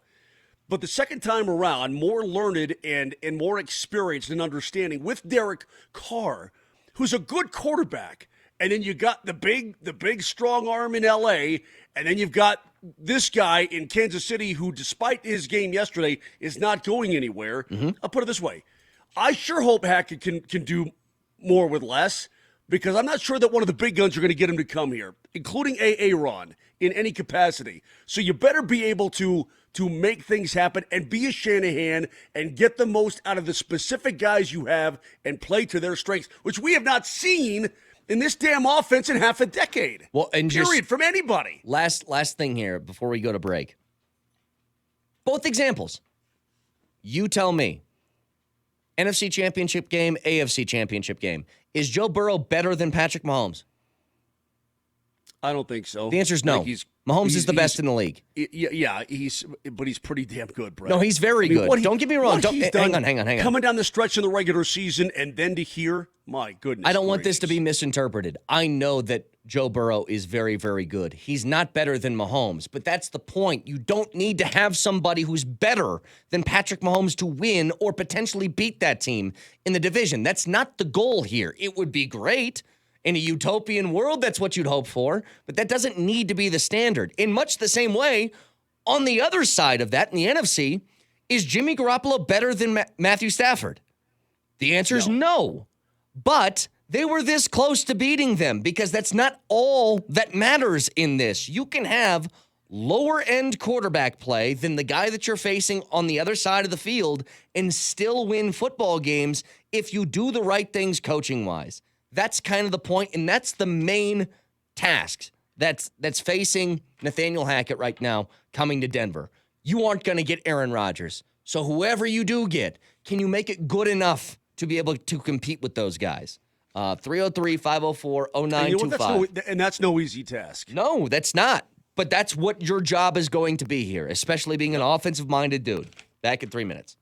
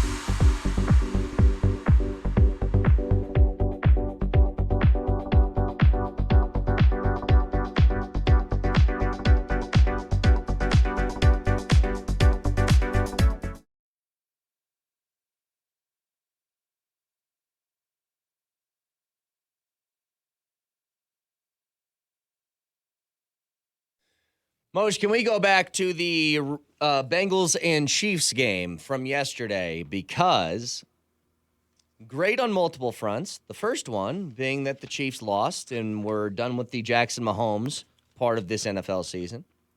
Like, And forget how Patrick about- Mahomes. I don't even care about that. We're done with the Jackson Mahomes part of this season. And the Britney part of it, too, the That too, yes. champagne spray, you know. But Now can we- she can just do whatever she wants without anybody saying anything. That's right. Exactly.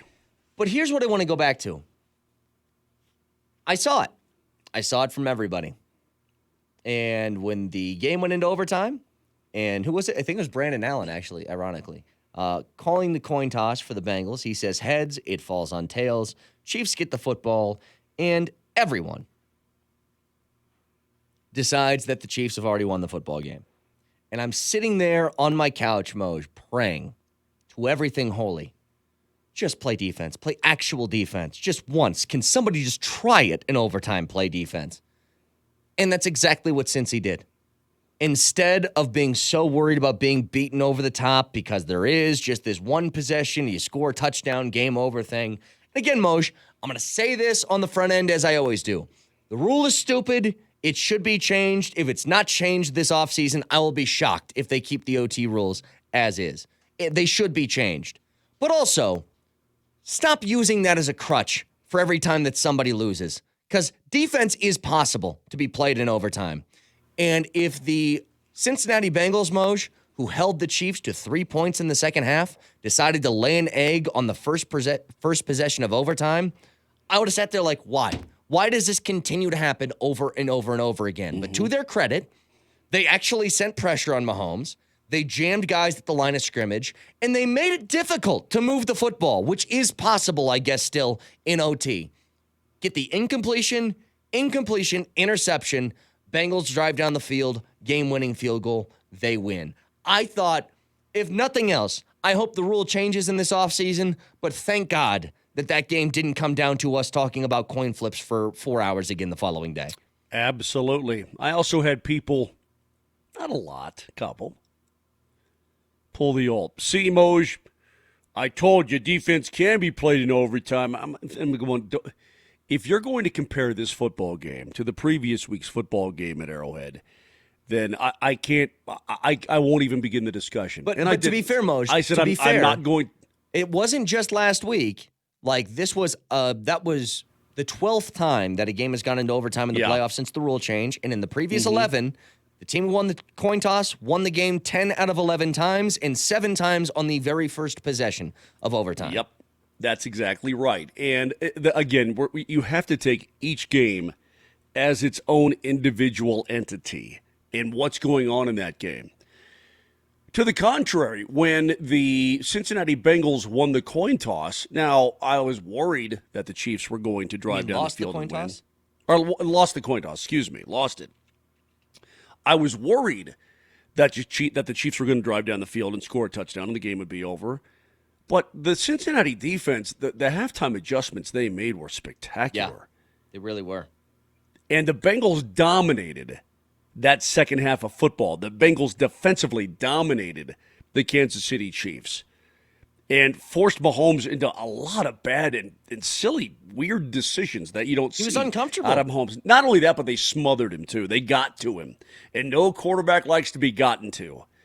So I thought, they have a shot here, though. Again, the previous week, whoever won the coin toss, I thought the defense ain't got no shot because both offenses were humming. Yep. Kansas City's offense was not humming. I mean, after the halftime, they weren't doing anything. So I felt I was worried, but I felt okay. I thought Bengals defense has a real chance here. Now, I did not expect the pick. I thought it would be they'd hold him and force the Chiefs to punt, or at the very worst, a field goal. Right. And then Mahomes did something that I still can't figure out. He's a great, great, great quarterback, best in the game, I guess you could say. He tried to force it into double coverage, and it got batted away into the arms of the defender who was trailing on the play, and then that's it, man. Then Joe Burrow comes in and does his thing. And then I watched this rookie kicker come out, and I'm trying to read his lips. I'm trying to see if he's saying anything like he did the previous week when he's, feels like we're going to the AFC Championship, right? I did not see him talk to his holder and say, feels like we're going to the Super Bowl. but I wouldn't be surprised if he did. And I still love this from Taylor Rooks. She said a year ago, Joe Burrow told me with a straight face if he went into an NBA game, he could get 12 to 15 points. And I knew he was going to be great in that moment because that's just irrational confidence. And that is what Joe Burrow has.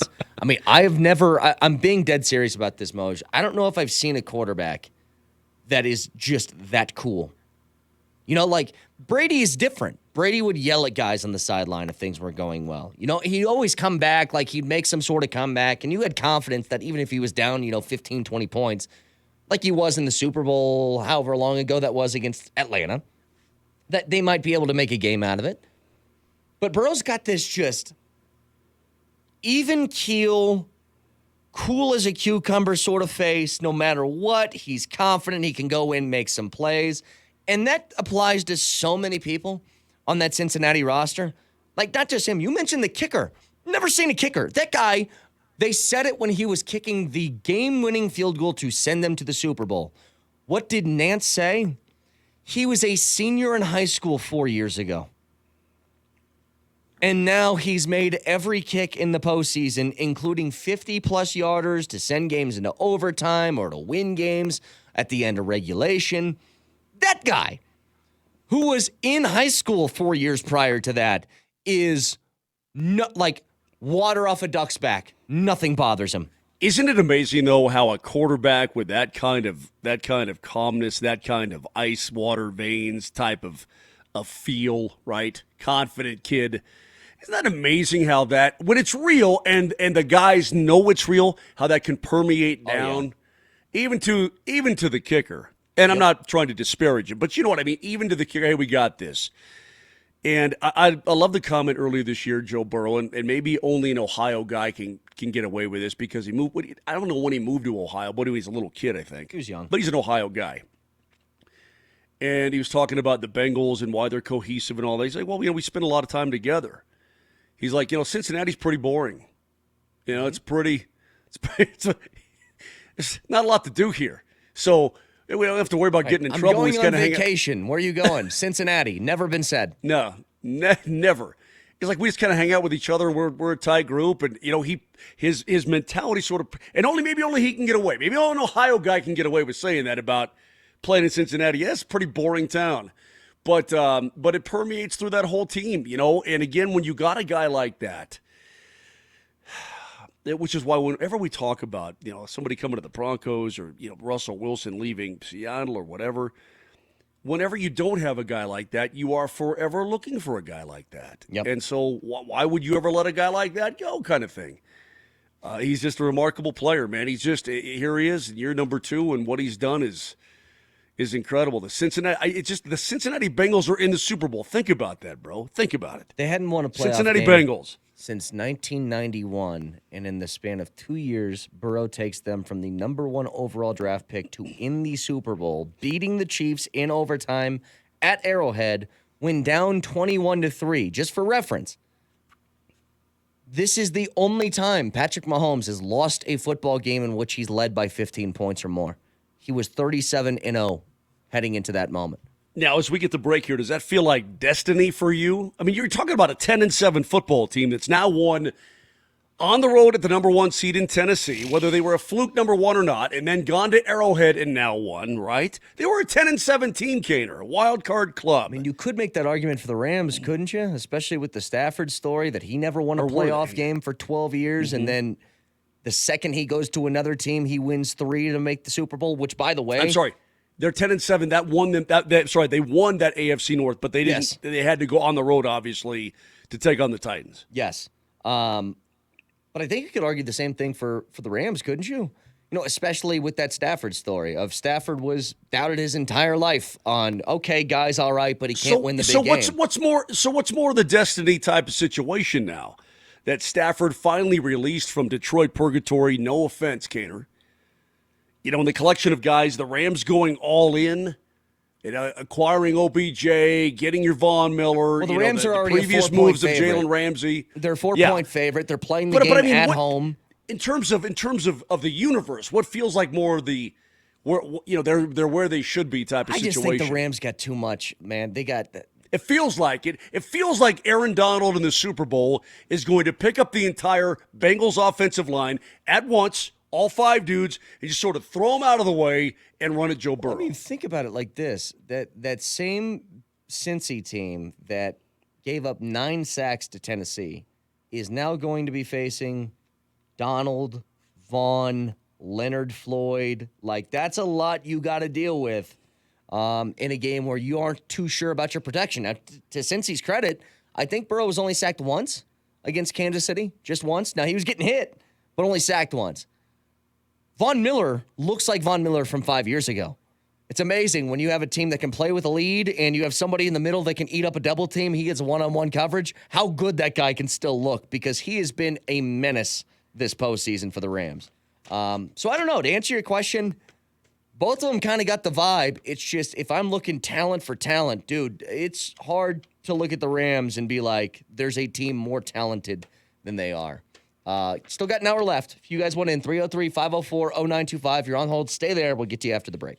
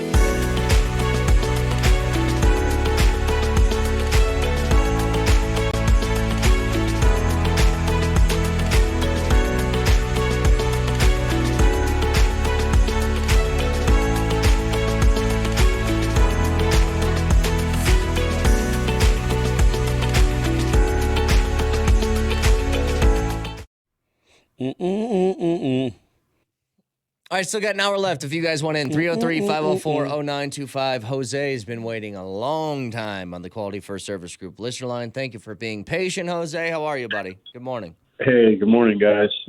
Just was wanting to talk about the Denver Nuggets a little bit more, and this momentum they had last night was huge and so fun to watch. I mean, feel so lucky to have Jokic here for hopefully for the rest of his career if everything goes right. Mm-hmm. But looking forward, there's a chance both Murray and Porter could return this season.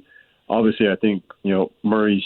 Yeah, I think the verdict is in. Murray is the man, and Michael Porter Jr. He earned every bit of that contract. My only concern is, and want to know what you guys think, is recurring injury with MPJ and whether or not maybe we give him some limited minutes. Definitely on first upon his return, but even for the foreseeable future of his career, I'm worried we're locked into this big contract and don't really get every bit of what we expected only because of injury. The potential and the physical attributes of the individual are not in question, but similar to like we had with Kenyon Martin for a long time. Yeah. You guys probably remember Oh, yeah. And Jose, again, with his knees, with Kmart's knees, and all the what do they call that surgery? The micro fissure? Is that what it was? Like where they go and they drill little tiny holes in the bone and all that? Yeah. Yeah. No, I understand your question, and thank you, Jose. I worry too, yeah. Well, here's the thing, though, Moj. I don't know what the info is on this. Like, we've seen guys like Kawhi Leonard. He's had rest days to try and keep him healthy, right? Because he's dealt with a lot of stuff in his career. I don't know if it works. At some point, I just think if your body's going to break down, it's going to break down. Now, if you're playing somebody, like, here's what I know is real. Like, remember when Tom Thibodeau was in Chicago and he was playing Derrick Rose 40 minutes a night and Rose just broke down? I think you can definitely overdo it. But if you're just saying, like, in the way that we're using Jokic right now, he plays, 34 minutes a night? Something like that? Right around 34 minutes a night? Right around there, yeah. That's a lot of minutes. But do you think that if he just took a night off every 3 weeks, that's going to extend his career? I don't know if that works. So to a certain extent, I just think when MPJ comes back and you get the all clear that he's 100%, you play him and you deal with the injuries as they come. And there's a very real possibility that more could be on the horizon. But what else is your other option? You know what I mean? Yeah. Yeah, Jose, I'll put it this way. I think when MPJ does come back, whenever that is, and man, I don't want to. Vic gets me all hot and bothered. It's all right, just for argument's sake. For argument's sake. Okay, when he does come back, they're gonna ease him back in. He's not gonna come on out and play 32 minutes that first night, right? No. And hoist up 18 shots. But when he's good to go, and you feel like he's good to go, then he's going to be a normal human being again. And you hit the first round of the playoffs, Moshe. He's getting 35 minutes a game, or he's not playing at all. Okay, fine. It's one of the two. But to Jose's point, he's only 23 years old. And I guess he's just afraid they're going to get stuck in this contract. I have no problem with the contract whatsoever. Number one, because I believe MPJ has earned it. And number two, any other team in the league would have paid. I mean, there's a lot of other teams that would have done it as well, even knowing the history. What you hope for, just in for the best reference, case, real quick, for reference, Michael Porter Jr.'s numbers last year, where we thought he played all right, like for a budding superstar, we're like, okay, he's on pace. It's not like it blows you away. Guess what? His numbers last year were better than Andrew Wiggins, who's an all-star starter. This year, his numbers last year are better than Wiggins' numbers this year. Well, that's why we headed to the lab, Kaner. That's because we recognize that, okay? That's why you go to the lab, to put it down on vinyl, and so that everybody knows. What a great song, by the way. When he comes back, we're playing it again, right? Mm-hmm. Whenever that is. I don't know what it is, but we're going to play it. But the thing is that the best case scenario you hope for is that this time around, and his recovery seems to be remarkably advanced. I mean, I don't know what I thought. Okay, MPJ is going to be in a body cast for 8 weeks, and then he's going to be, on a gurney, and they're going to have to wheel him around on his tummy for another 7 weeks, and then I don't know what I thought, but dude has back surgery, and then he's out taking shots from the top of the key, and I'm like, what? Mm-hmm. I didn't expect that. So hopefully you get the good doctors that go in there and say, all right, Third time's a charm, baby. Let's go in there and get it all cinched up and get it ready to go. But again, once you get him back in, get him back feeling good, back into game shape and so on, then you play him, Jose, and let him earn that contract because he wants to play. And you don't worry about the future. You deal with that when it comes. But right now, he's a guy that you're paying bread to, and rightfully so. He's earned it, and let him go. Let me tell you something else. There isn't any rush, especially with the way the Nuggets have been playing as of late. They've won 5 in a row. They've won 4. Well, not in the regular season, Brett. But hang on a second. If the Nuggets were like the 9 seed right now, as opposed to being the 5 seed, I think there is a certain amount of, hey, dude, we traded for Bryn Forbes on a rental to compete this year, not to throw this year away and say, sorry, the basketball gods weren't in our favor. They're still planning on trying to make something happen here in the playoffs when hopefully Jamal at a minimum comes back and maybe you get Michael Porter Jr. on top of it. But right now, if they continue to win basketball games like this, you can kind of take your time and bite it out and say, you know what, maybe we don't have to put a rush on this. And look, Malone said regardless of record, they weren't doing that anyway, that Murray and Porter are too important to the future of this team to risk anything of them coming back too early. And you're not going to rush him. And back to your point, Jose, if you're still listening, you're not going to rush him back at all. I mean, again, back to he's only 23 and he's got a long way to go in his career, so you're not going to rush him. But when he's done being not rushed, you are going to play him. Right. I don't know. See, back in the day, remember back in the day when a guy would have knee surgery, they'd get a doctor on TV, like NFL. And this is Dr. So-and-so with so-and-so clinic, and Doc, what was done? Well, let me explain what was done. They took the tibia off and that kind of thing. Yep. Dude, first of all, number one, I don't know what's wrong with his back, officially, okay? And number two, I don't know what they did. Now, they could have, implanted an alien back there. They could have just, give him a little nick with a scalpel and sewed it up. I don't know what they did, but just me seeing him on the floor as quickly as he was just back on the floor taking shots, I was startled by it in a positive way. I was too. And then Vic keeps prolonging it by saying things and by tickling the emotions of Nuggets fans. I think it's unfair for him to do that. Can we go back to Friday, Moj, and explain to me what happened in the Chicago game? So you sweep the season series against the Blackhawks, but that game seems like, oh, the Avs got this, no problem. And then there's like 15 goals scored in the span of 30 seconds, and nobody knows what the hell is going on anymore. And it's all capped with Cale McCarr hitting like a 50-yard field goal where the puck didn't even touch the ice until it was in the net already from the other blue line. Yeah, it ramped off a stick and goes right underneath the scoreboard and popped right in the breadbasket. I mean, what? And you scored 2 empty net goals, and you needed them, right? I mean, what a crazy game that was. And then, of course, we had to stay overnight, an unexpected twist of events with the airplane, and then came back the next day. And then here you are playing the Sabres. And again, part of it, too, is the opponents. But nothing is given in this league. I mean, Buffalo, they don't have a ton of talent. But watching that team last night, they play hard for their coach. They play hard for Dom Granato. They really do. And they'd come off a win the night before against Arizona. They played hard for them.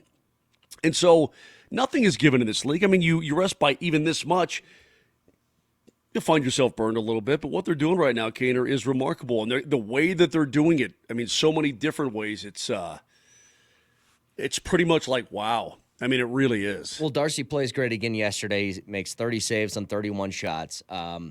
I still think, and look, you mentioned it earlier, when you win at this kind of a clip where the Avs finished the month of January 15-0-1 with the only loss coming to Nashville at that bogus too many men on the ice call, all you can do right now is nitpick with this team. And I don't even want to because I don't think there's a lot to nitpick. The only thing I'd point out is they're still having these really bad turnovers that are leading to good scoring opportunities for the other team.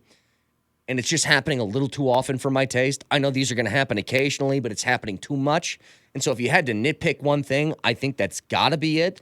But, dude, outside of that, so Mac's going to be out until at least through the All-Star break. And we talked about it on Friday. You saw his face, right? Yeah. I mean, I guess we talked about it on Thursday, right? Yep. I mean, that's and again, I wish I knew more about medicine. I mean, I wish I mean, I watch documentaries on TV. I'm not a big blood guy. I don't even mind blood. I don't like to watch things open up. Okay, like I don't like to look at people opened up. That's what I don't like. At Brett Kane Radio on Twitter, are you a big blood guy? Yes or no? Or do you like seeing people opened up? Or which one should it be? Should it be opened up or should it be are you a big blood guy? Which one? Opened up. How about just butterflied on the table there? Do you like to see people opened up? Well, that's up for interpretation. How is that? Oh. Well, I mean, most. Yeah, let it fly, let it flow. Let's just draw your own conclusions, people. You're adults, right? Do your own thing. One time, because one of them could be a very, very bad opened up. The other one could be something that's welcomed by a whole bunch of people. Well, no, I mean these kind of things stick with me. Let me explain. One time on the golf course, wouldn't you? Yeah. One time on the golf course, I was driving the cart on the cart path, and a baby rabbit ran out from a bush right underneath the golf cart and got squished. Right. How many animals do you see run over by cars in your life? Yeah. I've seen like one, and you have a story every other week of an animal being, or how about this, a bunny being thumped by a four-wheeler. Well, dude, rabbits are thumped all the time. I think they specifically run underneath cars on purpose. That's my own rabbit theory. That's a whole side note. But the point is this, is that I don't mind blood. I don't want to see guys open. And so I wish I knew more about anatomy and whatnot, but what McKinnon's going through is pretty damn serious, dude. I mean, it's really serious. When you break facial bones and they have to be surgically repaired, I mean, my God, man, that's crazy. I'm looking at the standings, though, too. You realize this Avalanche team now has 67 points, right? Tied with the Florida Panthers in terms of points, but the Avs have 2 games in hand on Florida. They're 9 points clear of the Nashville Predators for second place with 2 games in hand. Yeah. 9 points clear of the Preds with 2 games in hand. Now, Minnesota lurks there. Minnesota has 3 games in hand, and they're 10 points back. So if they win those, officially, they're 4 points back. So the Wild are playing good hockey again. But this Avalanche team right now, Kaner, what I don't want to do is take it for granted and be spoiled by it. But I also don't want to end up like my wife and say, they need to score more goals. I'm used to 5 and 6 goals a game. I can't handle this 2-3 stuff. She would say, she'd look at me and go, is that what I sound like? No, ma'am, that's not what you sound like. I'm just trying to prove like it point. here. Yeah. You know what I mean, though. They're playing remarkably good hockey, and they're doing it in different ways. And again, they're not even playing remarkably good hockey, although at times they are.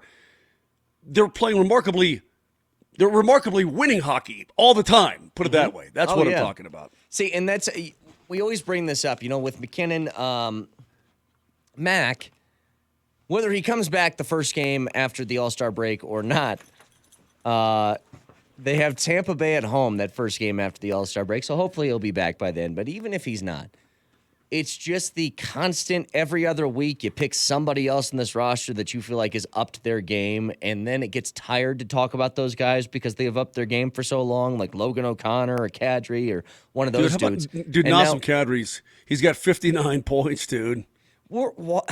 See, and this is another example of, like, in the same context of, am I giving this run by the Avs enough due because I'm so worried about what's coming later in the year when I want a Stanley Cup run? Am I giving it enough due now? The same thing is with Kadri. Kadri is not playing well for his career standard. You know what I mean? It's not like he's just playing good for being Nazem Kadri, like he's superseding the Kadri expectations. He's top 3 in the league in points. Top 3 in the league. That includes your own McKinnons and everybody else that's on this roster. He is one of 3 players in the entire world that is leading in points. So am I giving that enough due? Or am I just doing that's nice for Nazem Kadri. What a neat little year he's having. No, he's having an amazing year. And I'm doing that with a lot of guys on this team because it's too hard to give everybody credit. Like, Moj, Mikko's being lost in the shuffle, and he's having an insane year. Just because everybody else is playing points. well. Yeah, I know. And it's unfortunate for him, too, because so many guys are doing so many things. When you look at the number of guys in this Avalanche team with double-digit goals scored, I mean, you're like, whoa, dude. You look at Cale Makar, his goal total right now, from the back end, he would lead 9 other teams in the National Hockey League in goals. Yeah. You're like, whoa. I mean, all this stuff comes at you.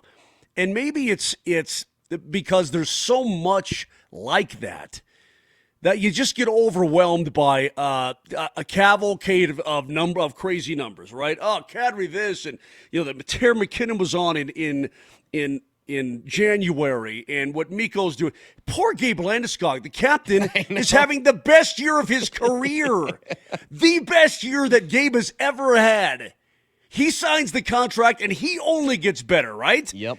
And you're like, whoa! And then they've won 18 in a row at home, and they've got 2 regulation losses since the mid-October, late October, and all this stuff just sort of overwhelms you when things get lost in the mix. And I don't want to do that. I want to enjoy it. We'll talk to Jared tomorrow.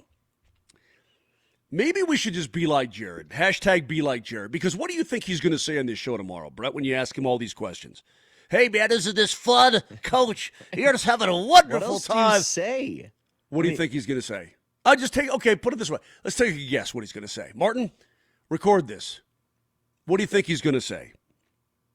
Coach, aren't you just having the time of your life? Well, we're having a good run here, fellas. Yeah. He's going to downplay it. He's going to chill it out, At even the though I end know of the he's... day, it's still January. It's pretty good. I think that's exactly Pretty what he's good. going to say. He's just going to chill it out, man. Even though it's a lot of fun, but he'll, at the same time, Jared, he enjoys it along the way too. And you enjoy the process and what your team is doing. I think what this is a happy byproduct. And the Avs have been fortunate at times, but they've earned almost everything they've gotten. But this is a happy byproduct of a team that's come together and a team that's determined to win. Hey, with a few minutes left, again, Saturday, the news broke that Tom Brady is retiring. Now, I guess it's still up in the air whether he is or not, but I would assume that Adam Schefter is pretty accurate on these things, and he wouldn't double down on this unless he was absolutely positively sure about it. But let's just say this is the truth, that Tom Brady is retiring, and I'm not a huge quarterback wins stat guy. You know what I mean? Like, I think it matters, but not nearly as much as most people do. Whether it's Stafford or whoever it is, it's like Stafford can't win, and now he's in the Super Bowl. It's like, well, never mind. I guess he could after 12 years. But this one from Tom Brady, listen to this. Tom Brady has 35 playoff wins since joining the NFL in the year 2000. Among non-Brady teams in that same span, the team with the most playoff wins is the Ravens with 16. He has doubled up the next closest team as far as playoff wins in that time frame. And what's even more crazy is the Broncos are only one of 4 teams that Tom Brady doesn't have a winning record against in this league. So he's 9-9 against Denver in his career. He's 1-3 in postseason games against Denver. The only other teams that don't have a losing record to Tom Brady is the Cardinals, the Seahawks, and the Saints. Because remember, like NFC teams that he hardly ever sees, correct, or hardly ever saw, with the exception of the Saints, now he's in. He's played the last couple of years, and the Saints had their they've number. gotten him. Yeah, they've gotten him. Yeah, for some reason, for whatever reason. But remarkable, and this is what I love the most. I saw this screenshot from just random dudes on Twitter when the news broke. Here's what one said. Tom Brady actually retiring, man. This might be the best day of my life. His friend responds saying, bruh, yo daughter was just born yesterday. He said, oh bleep, I forgot. Yeah, this is the second best day of my life. That's how people felt about this guy. Dude, didn't you just have a baby yesterday? Yeah. Oh, yeah. God, I forgot about that. How do you You're 24 hours You're removed from so bringing overwhelmed a daughter into this world. Yeah, you're like, with yeah, happiness man, of Brady, yes. That's classic. But or this guy is the most shallow son of a gun, east of the Mississippi. Here's the thing, though. The NFL is now going to holistically change. All of those Super Bowls that, remember, over the last, 18 seasons or something, the Super Bowl has had either Brady, Roethlisberger, or Manning representing them, or Breeze. Maybe Breeze was the other one too. But it was like 4 guys. And if he's actually retiring, then all of them are gone. And really the last dude left in that crop of quarterbacks is Rodgers, right? Who knows how many years, and maybe he retires this offseason. Who knows? Well, Brett, we've always seen this. I mean, all those great quarterbacks in the 70s, right? Well, you say we've Including always Terry seen this. Bradshaw. I'm just letting you know, dude, I'm 32 years old. It's the only thing I can remember. It's the is only an thing NFL you've ever known, yes, right? An NFL that's dominated by those 4 dudes. Well, I remember when I was really little, it was Kenny Stabler, Terry Bradshaw, those kind of guys. Then you get into the 80s, and here comes your Joe Montana. Yep. And here comes, your Dan Marinos and, of course, Elway and what he was able to do. But, your 80s quarterbacks, then they filter off. Then come your 90s quarterbacks. I dig what you're saying, man. All you've known is these guys just dominating the National Football My League. NFL adult life has been them. That's all it's been. And then someday when you have kids, you'll try to say, "Hey, I lived at a time with Brady and Rodgers and Breeze and Peyton," and they'll be saying how much better Mahomes and Burrow and Herbert are. You know what I mean? It's those guys will already be gone too by the time you're you know what I mean. Well, maybe the tail end of their careers, but it'll be.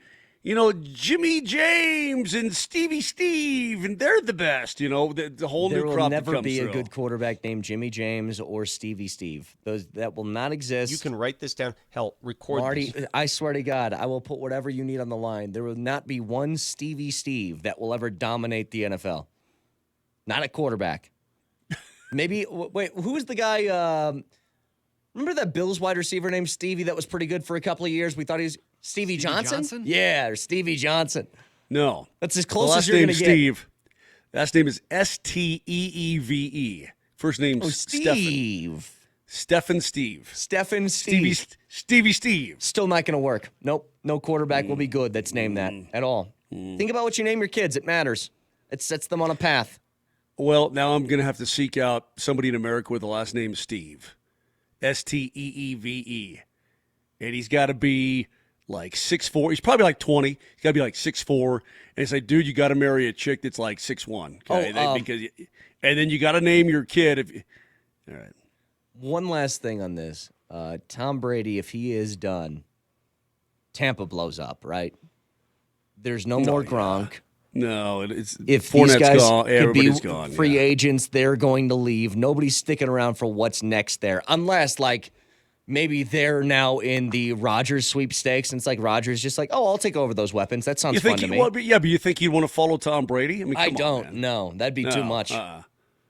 He'd want to do it somewhere else. I think in a place like Denver, enough time has passed where you don't necessarily get the exact. If he took over for the Broncos in 2016, different story, right? That's right after Peyton left. But I don't think any quarterback of that ilk wants to take over immediately after somebody else leaves. By the way, Big Shot Spence? Yes. Spencer, right? Rick's freaking out. Yeah, I know Spencer. Yeah, that's all right. Spencer was with me in the golf cart when we thumped that rabbit, by the way. And, dude, when I say the little guy just it's like somebody put a stick of dynamite on him. I felt so terrible, man. Yeah, we'll get back to that a little bit later. 303. Well, the golf cart gal was coming the other way, and she saw it. It was so bad for her that she burst into tears and had to leave the course and call her dad to talk about it. What? Yeah. What? You ever seen a rabbit explode, Jack? What, did you throw the rabbit at her after? No. Is that Jordan? Is that Jordan laughing? Yeah. Oh, my God. Back in 3 minutes.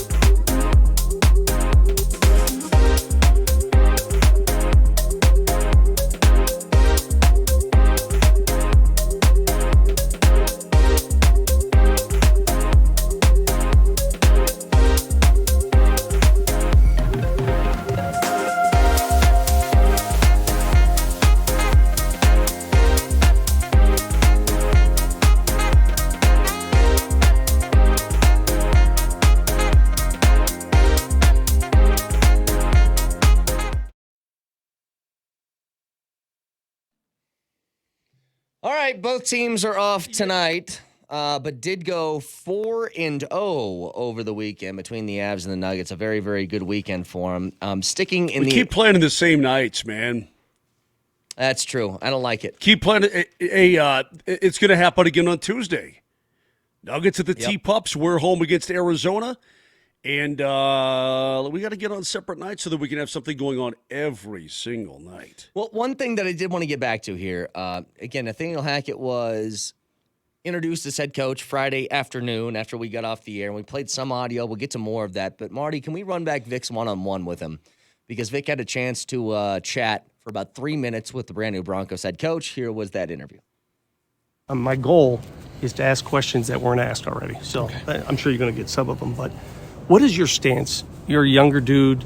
You sort of run younger, it seems. What's your stance on social media, using it, having players use it? So social media, it's funny. For as much as I love computers, as much as I've into all that stuff, I don't use it at all. I have not done anything in social media since it came out. So I don't have the Twitter.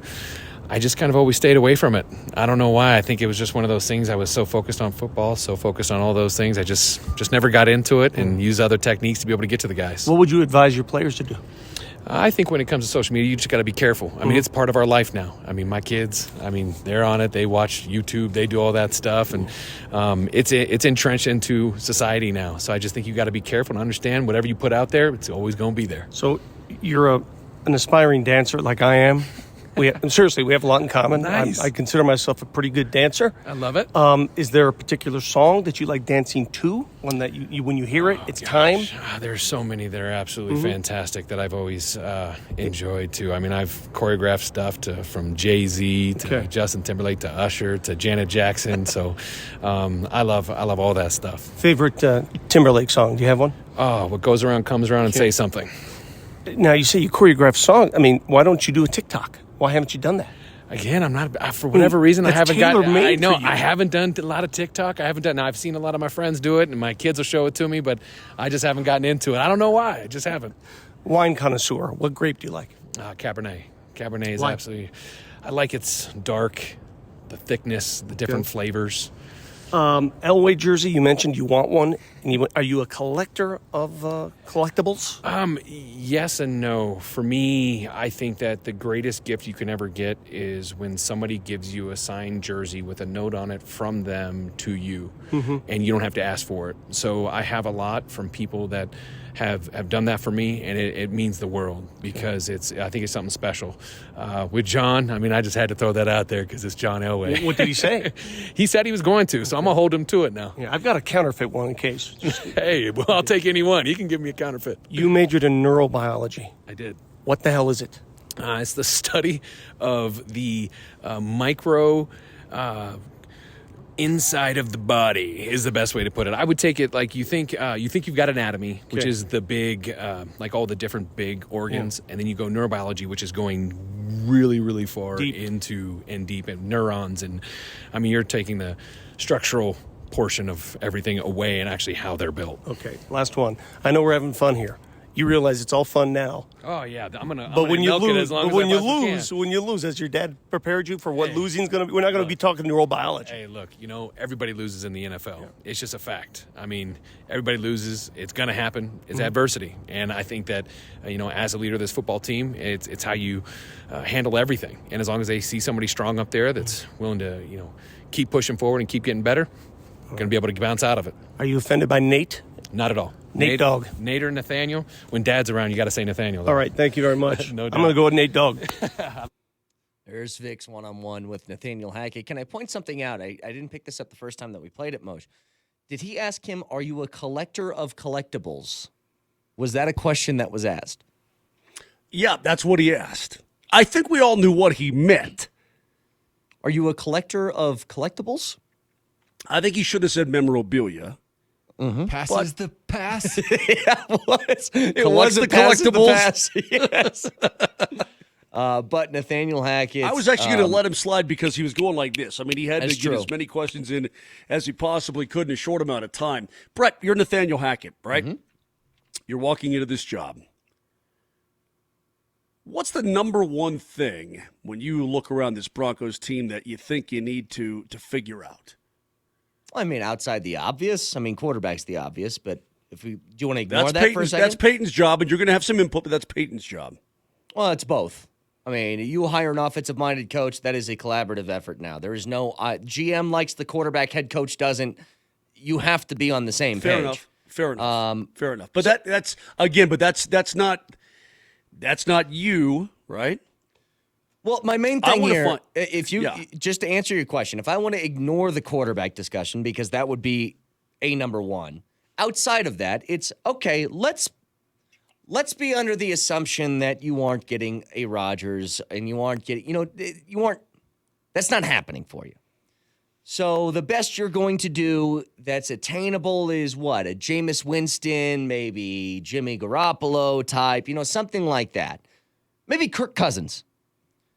How do I make that offense elevated to a level where we can compete? Because really, here's the main question of this upcoming season, Moj. Is this a competitive season or not? That'll tell you all you need to know.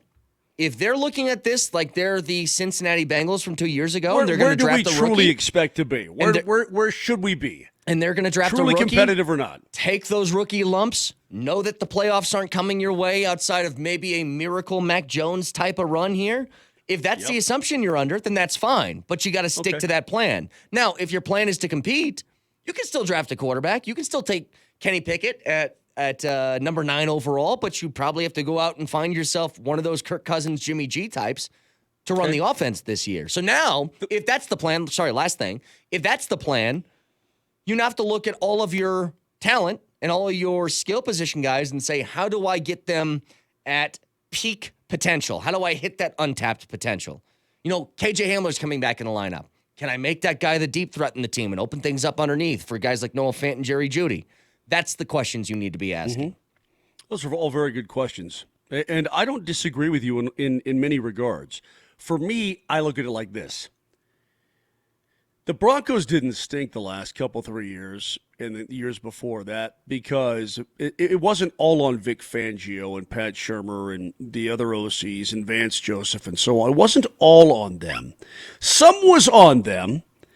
Maybe the majority was on them, but it's not all on them. Mm-hmm. I want to look around at that team, and I want to look at guys, and I want to talk to guys, and I want to look at film, and I want to find out who I can win with and who I cannot win with, okay? If you're in it for the long haul, and Peyton's in it for the long haul, and he's got 5 years left on his deal, and you've got plenty of years, I also want some runway. Yeah.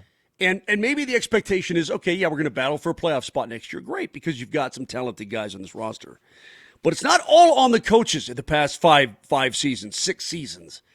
I want to find out which guys are fool's gold. Which guys are guys that we think, and Brett, there are guys in that roster right now that you and I think are pretty good players, and that Broncos fans think are pretty good players. But you know what? We don't know that down deep, they're not going to win. You're not going to win with them. You're not going to win with them. There are guys on that team right now that fit that bill, and maybe I don't want to name names. You brought up some names earlier. Well, I'll give you 2 prime examples right now. Hang on. This guy should be that. This is why it's important, because these guys just got contract extensions. Cortland Sutton and Tim Patrick are 2 names that you need to figure that out in a hurry. And I don't think it really matters because they're under contract now for the next few years, and you're going to be with those contracts no matter what. But your job now as Nathaniel Hackett is to make sure you're supposed to get the most out of those guys. Well, you're supposed to get the most out of them. Your job is to make sure that's not a waste. That wasn't a total oops, shouldn't have done that. Your job is to make sure that you get something out of those contracts of those guys, because I think we all agree there's talent there with Cortland Sutton and Tim Patrick. Yes, and for whatever reason, the numbers didn't add up to what the contracts were. And I said at the beginning, when they gave them those deals in that bye week, I said, these contract extensions were not for 2021, so don't sit there and nitpick at numbers for the final stretch of the year, because we know what this offense looks like. It's for what comes after. It's not just about the skill positions, though. It's about the offensive line. Sure. It's about the defense. It's about everybody. You got a new coach coming in. You ever heard the expression, you can't get blood out of a turnip? A lot of blood talk today. I'll take that as a no. No, I haven't. Okay. Quick straw poll. This is. All right, Marty, go ahead. Have you ever heard that expression before? Just on the text. No. You don't even have to play the damn music. Have you ever heard of the expression, you can't get blood out of a turnip? That means you got guys who you think, yeah, man, I can get more out of this guy, but you know what? You can't. You really can't. Yes or no? 30933. Text it Right. in. I would like to have Yes an or answer no. to this because Marty, I haven't heard of it. Have you heard that expression? No, it's easier to just say it's impossible to produce a desired item or outcome from an object or situation that could not, in any case, provide it. So you Googled it, didn't you? It'd just be easier to say that. You Googled it, didn't you? No, it would not be easier to say that. Is the juice you just use a worth the bunch of long squeeze? words, big, long, 2 sentences. Say you can't get blood out of a turnip. Everybody should know exactly what that means. 30933. There are some guys in this team, Brett, that you think, that fans think, that maybe even Fangio thought, maybe even Hackett thinks, man, I can get more out of this guy. And you know what? You really can't. And you're going to have to figure that out. You're going to have to get together with George Payton, and you're going to have to get together a game plan. 303-504-0925. If you guys want in, still got about 15 minutes. You want to give us a phone call? The 6182. I wasn't born in the 1800s, so no. 6136. Yes, but only from old guys. And then there's a bunch of yeses coming in. Those are my peeps. Thank you, yeses. Yeah, but look at you. Look at the yeses and their qualifiers. Yes, but I am old. Yes, but I'm 64. LOL. My mother used to say it all the time. Wasn't born in the 1800s. Yeah, well, I'm not 64, Jack, and I was not born in the 1800s. God, I'm going to fight all of you.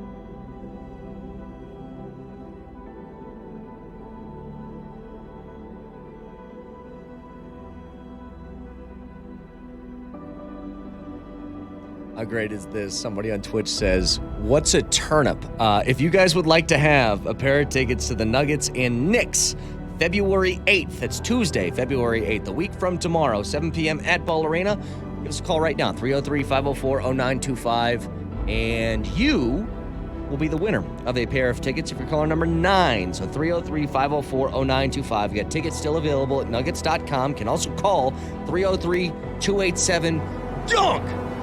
That's 303-287-DUNK if you guys want tickets as well. More chances to win coming up throughout the day, Steve.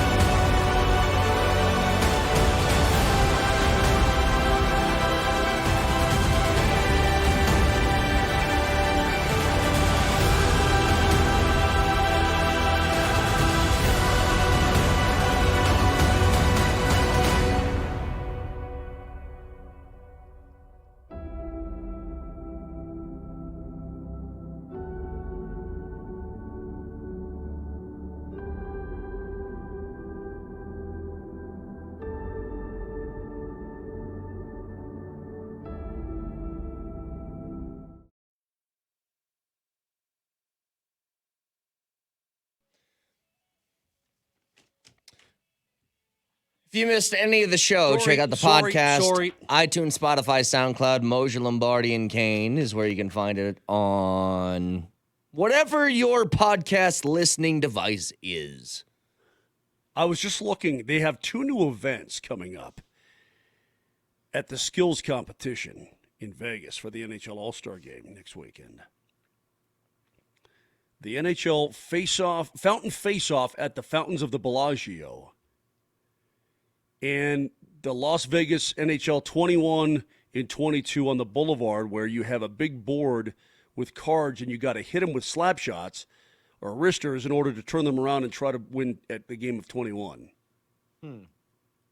Yeah. Like blackjack? Yeah, blackjack. Yeah. Yeah. That's what I meant, blackjack, yeah. I'm just trying to get a handle on what the hell you're supposed to do here. But they have it over the fountains at the Bellagio. They've got nets set up. They've got rinks out there. They got all kinds of stuff. I think that's badass. See, I've always been a bigger fan of skills competitions than the actual games. I'll still watch the 3-point contest in the NBA. I'll still watch the dunk contest.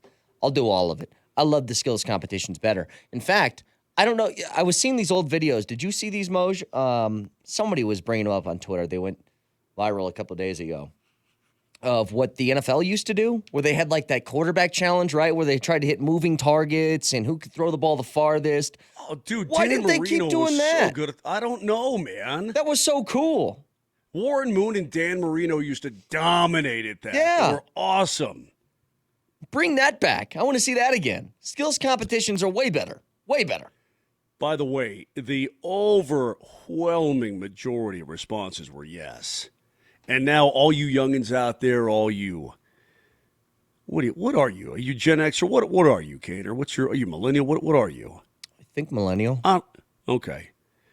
You're going to start using that now. Martin, you came up with the definition off the computer. I can make you, if there's nothing else in this life, Moj, that I can promise you, it is one thing. I will never say that phrase ever.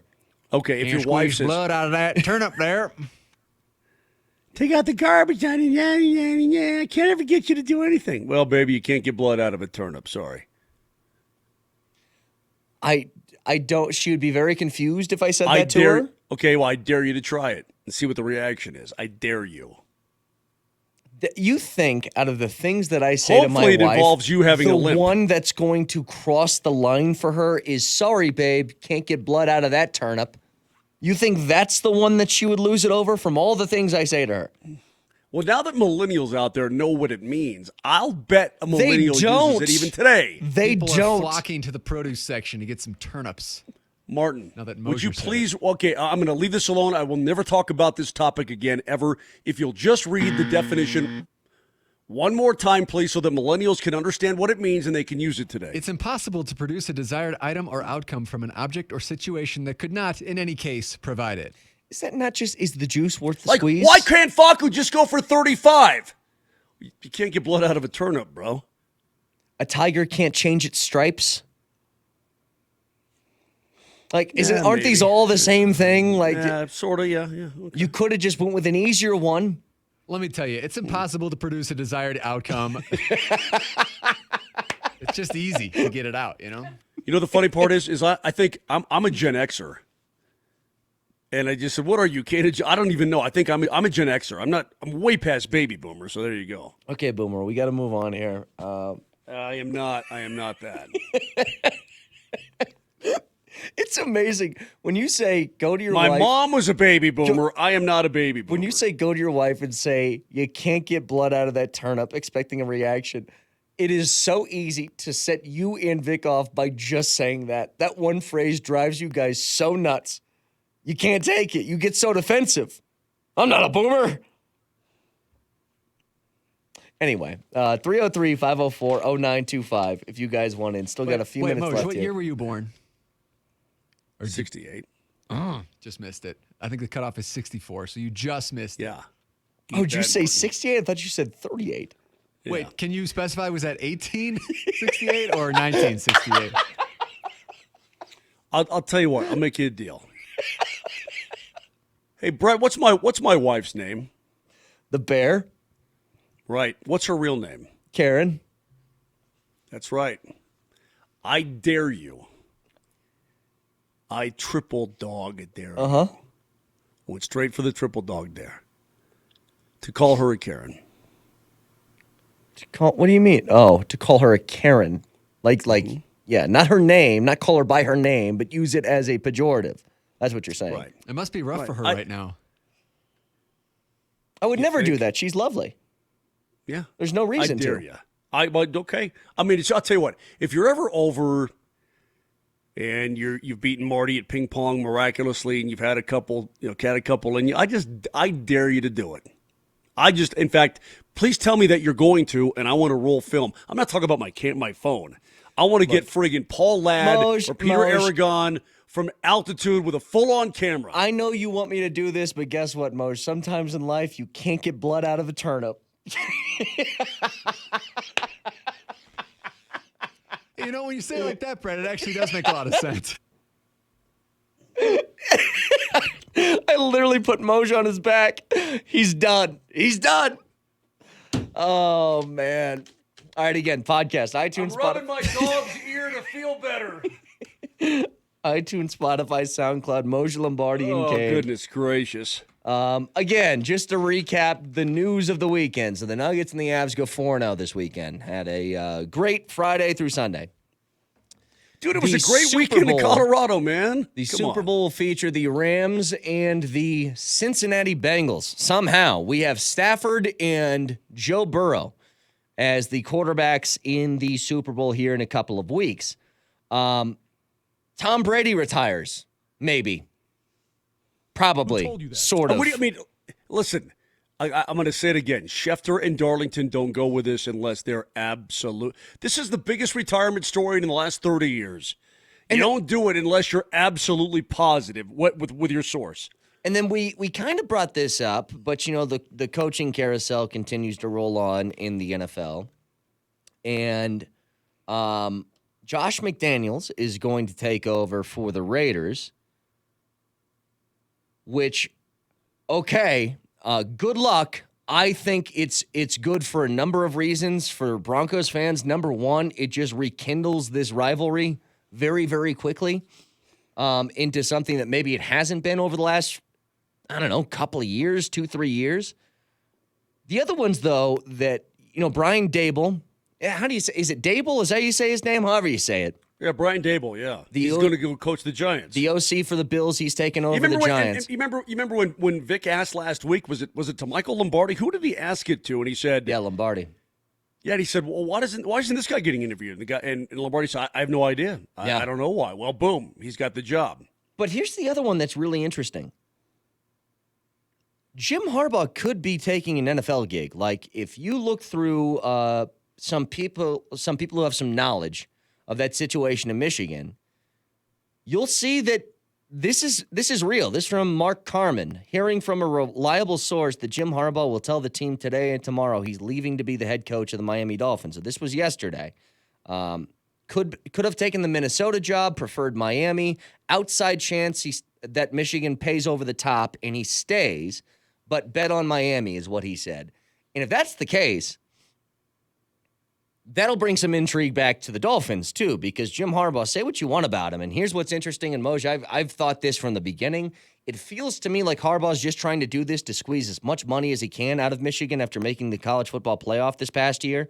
And especially when he looked across the street and he saw that he who shall not be named just got $90 million in a contract extension. He's like, I just took a team to the college football playoff, and the dude at my rival little brother's school is going to be making more money than me. I don't think so. Pay me or I'm out, because I could get an NFL gig by snapping my fingers. I could get can't one. now. I mean, the jobs are starting to fill up. I hear Mike McDaniel is he the guy in Miami? Where he's rumored to go? Miami's been the rumor. Yeah. So Mike McDaniel, the nerdy dude, the offensive coordinator from San Francisco, who actually spent time coaching here. Correct. He's starting to get some run now. And I can understand why.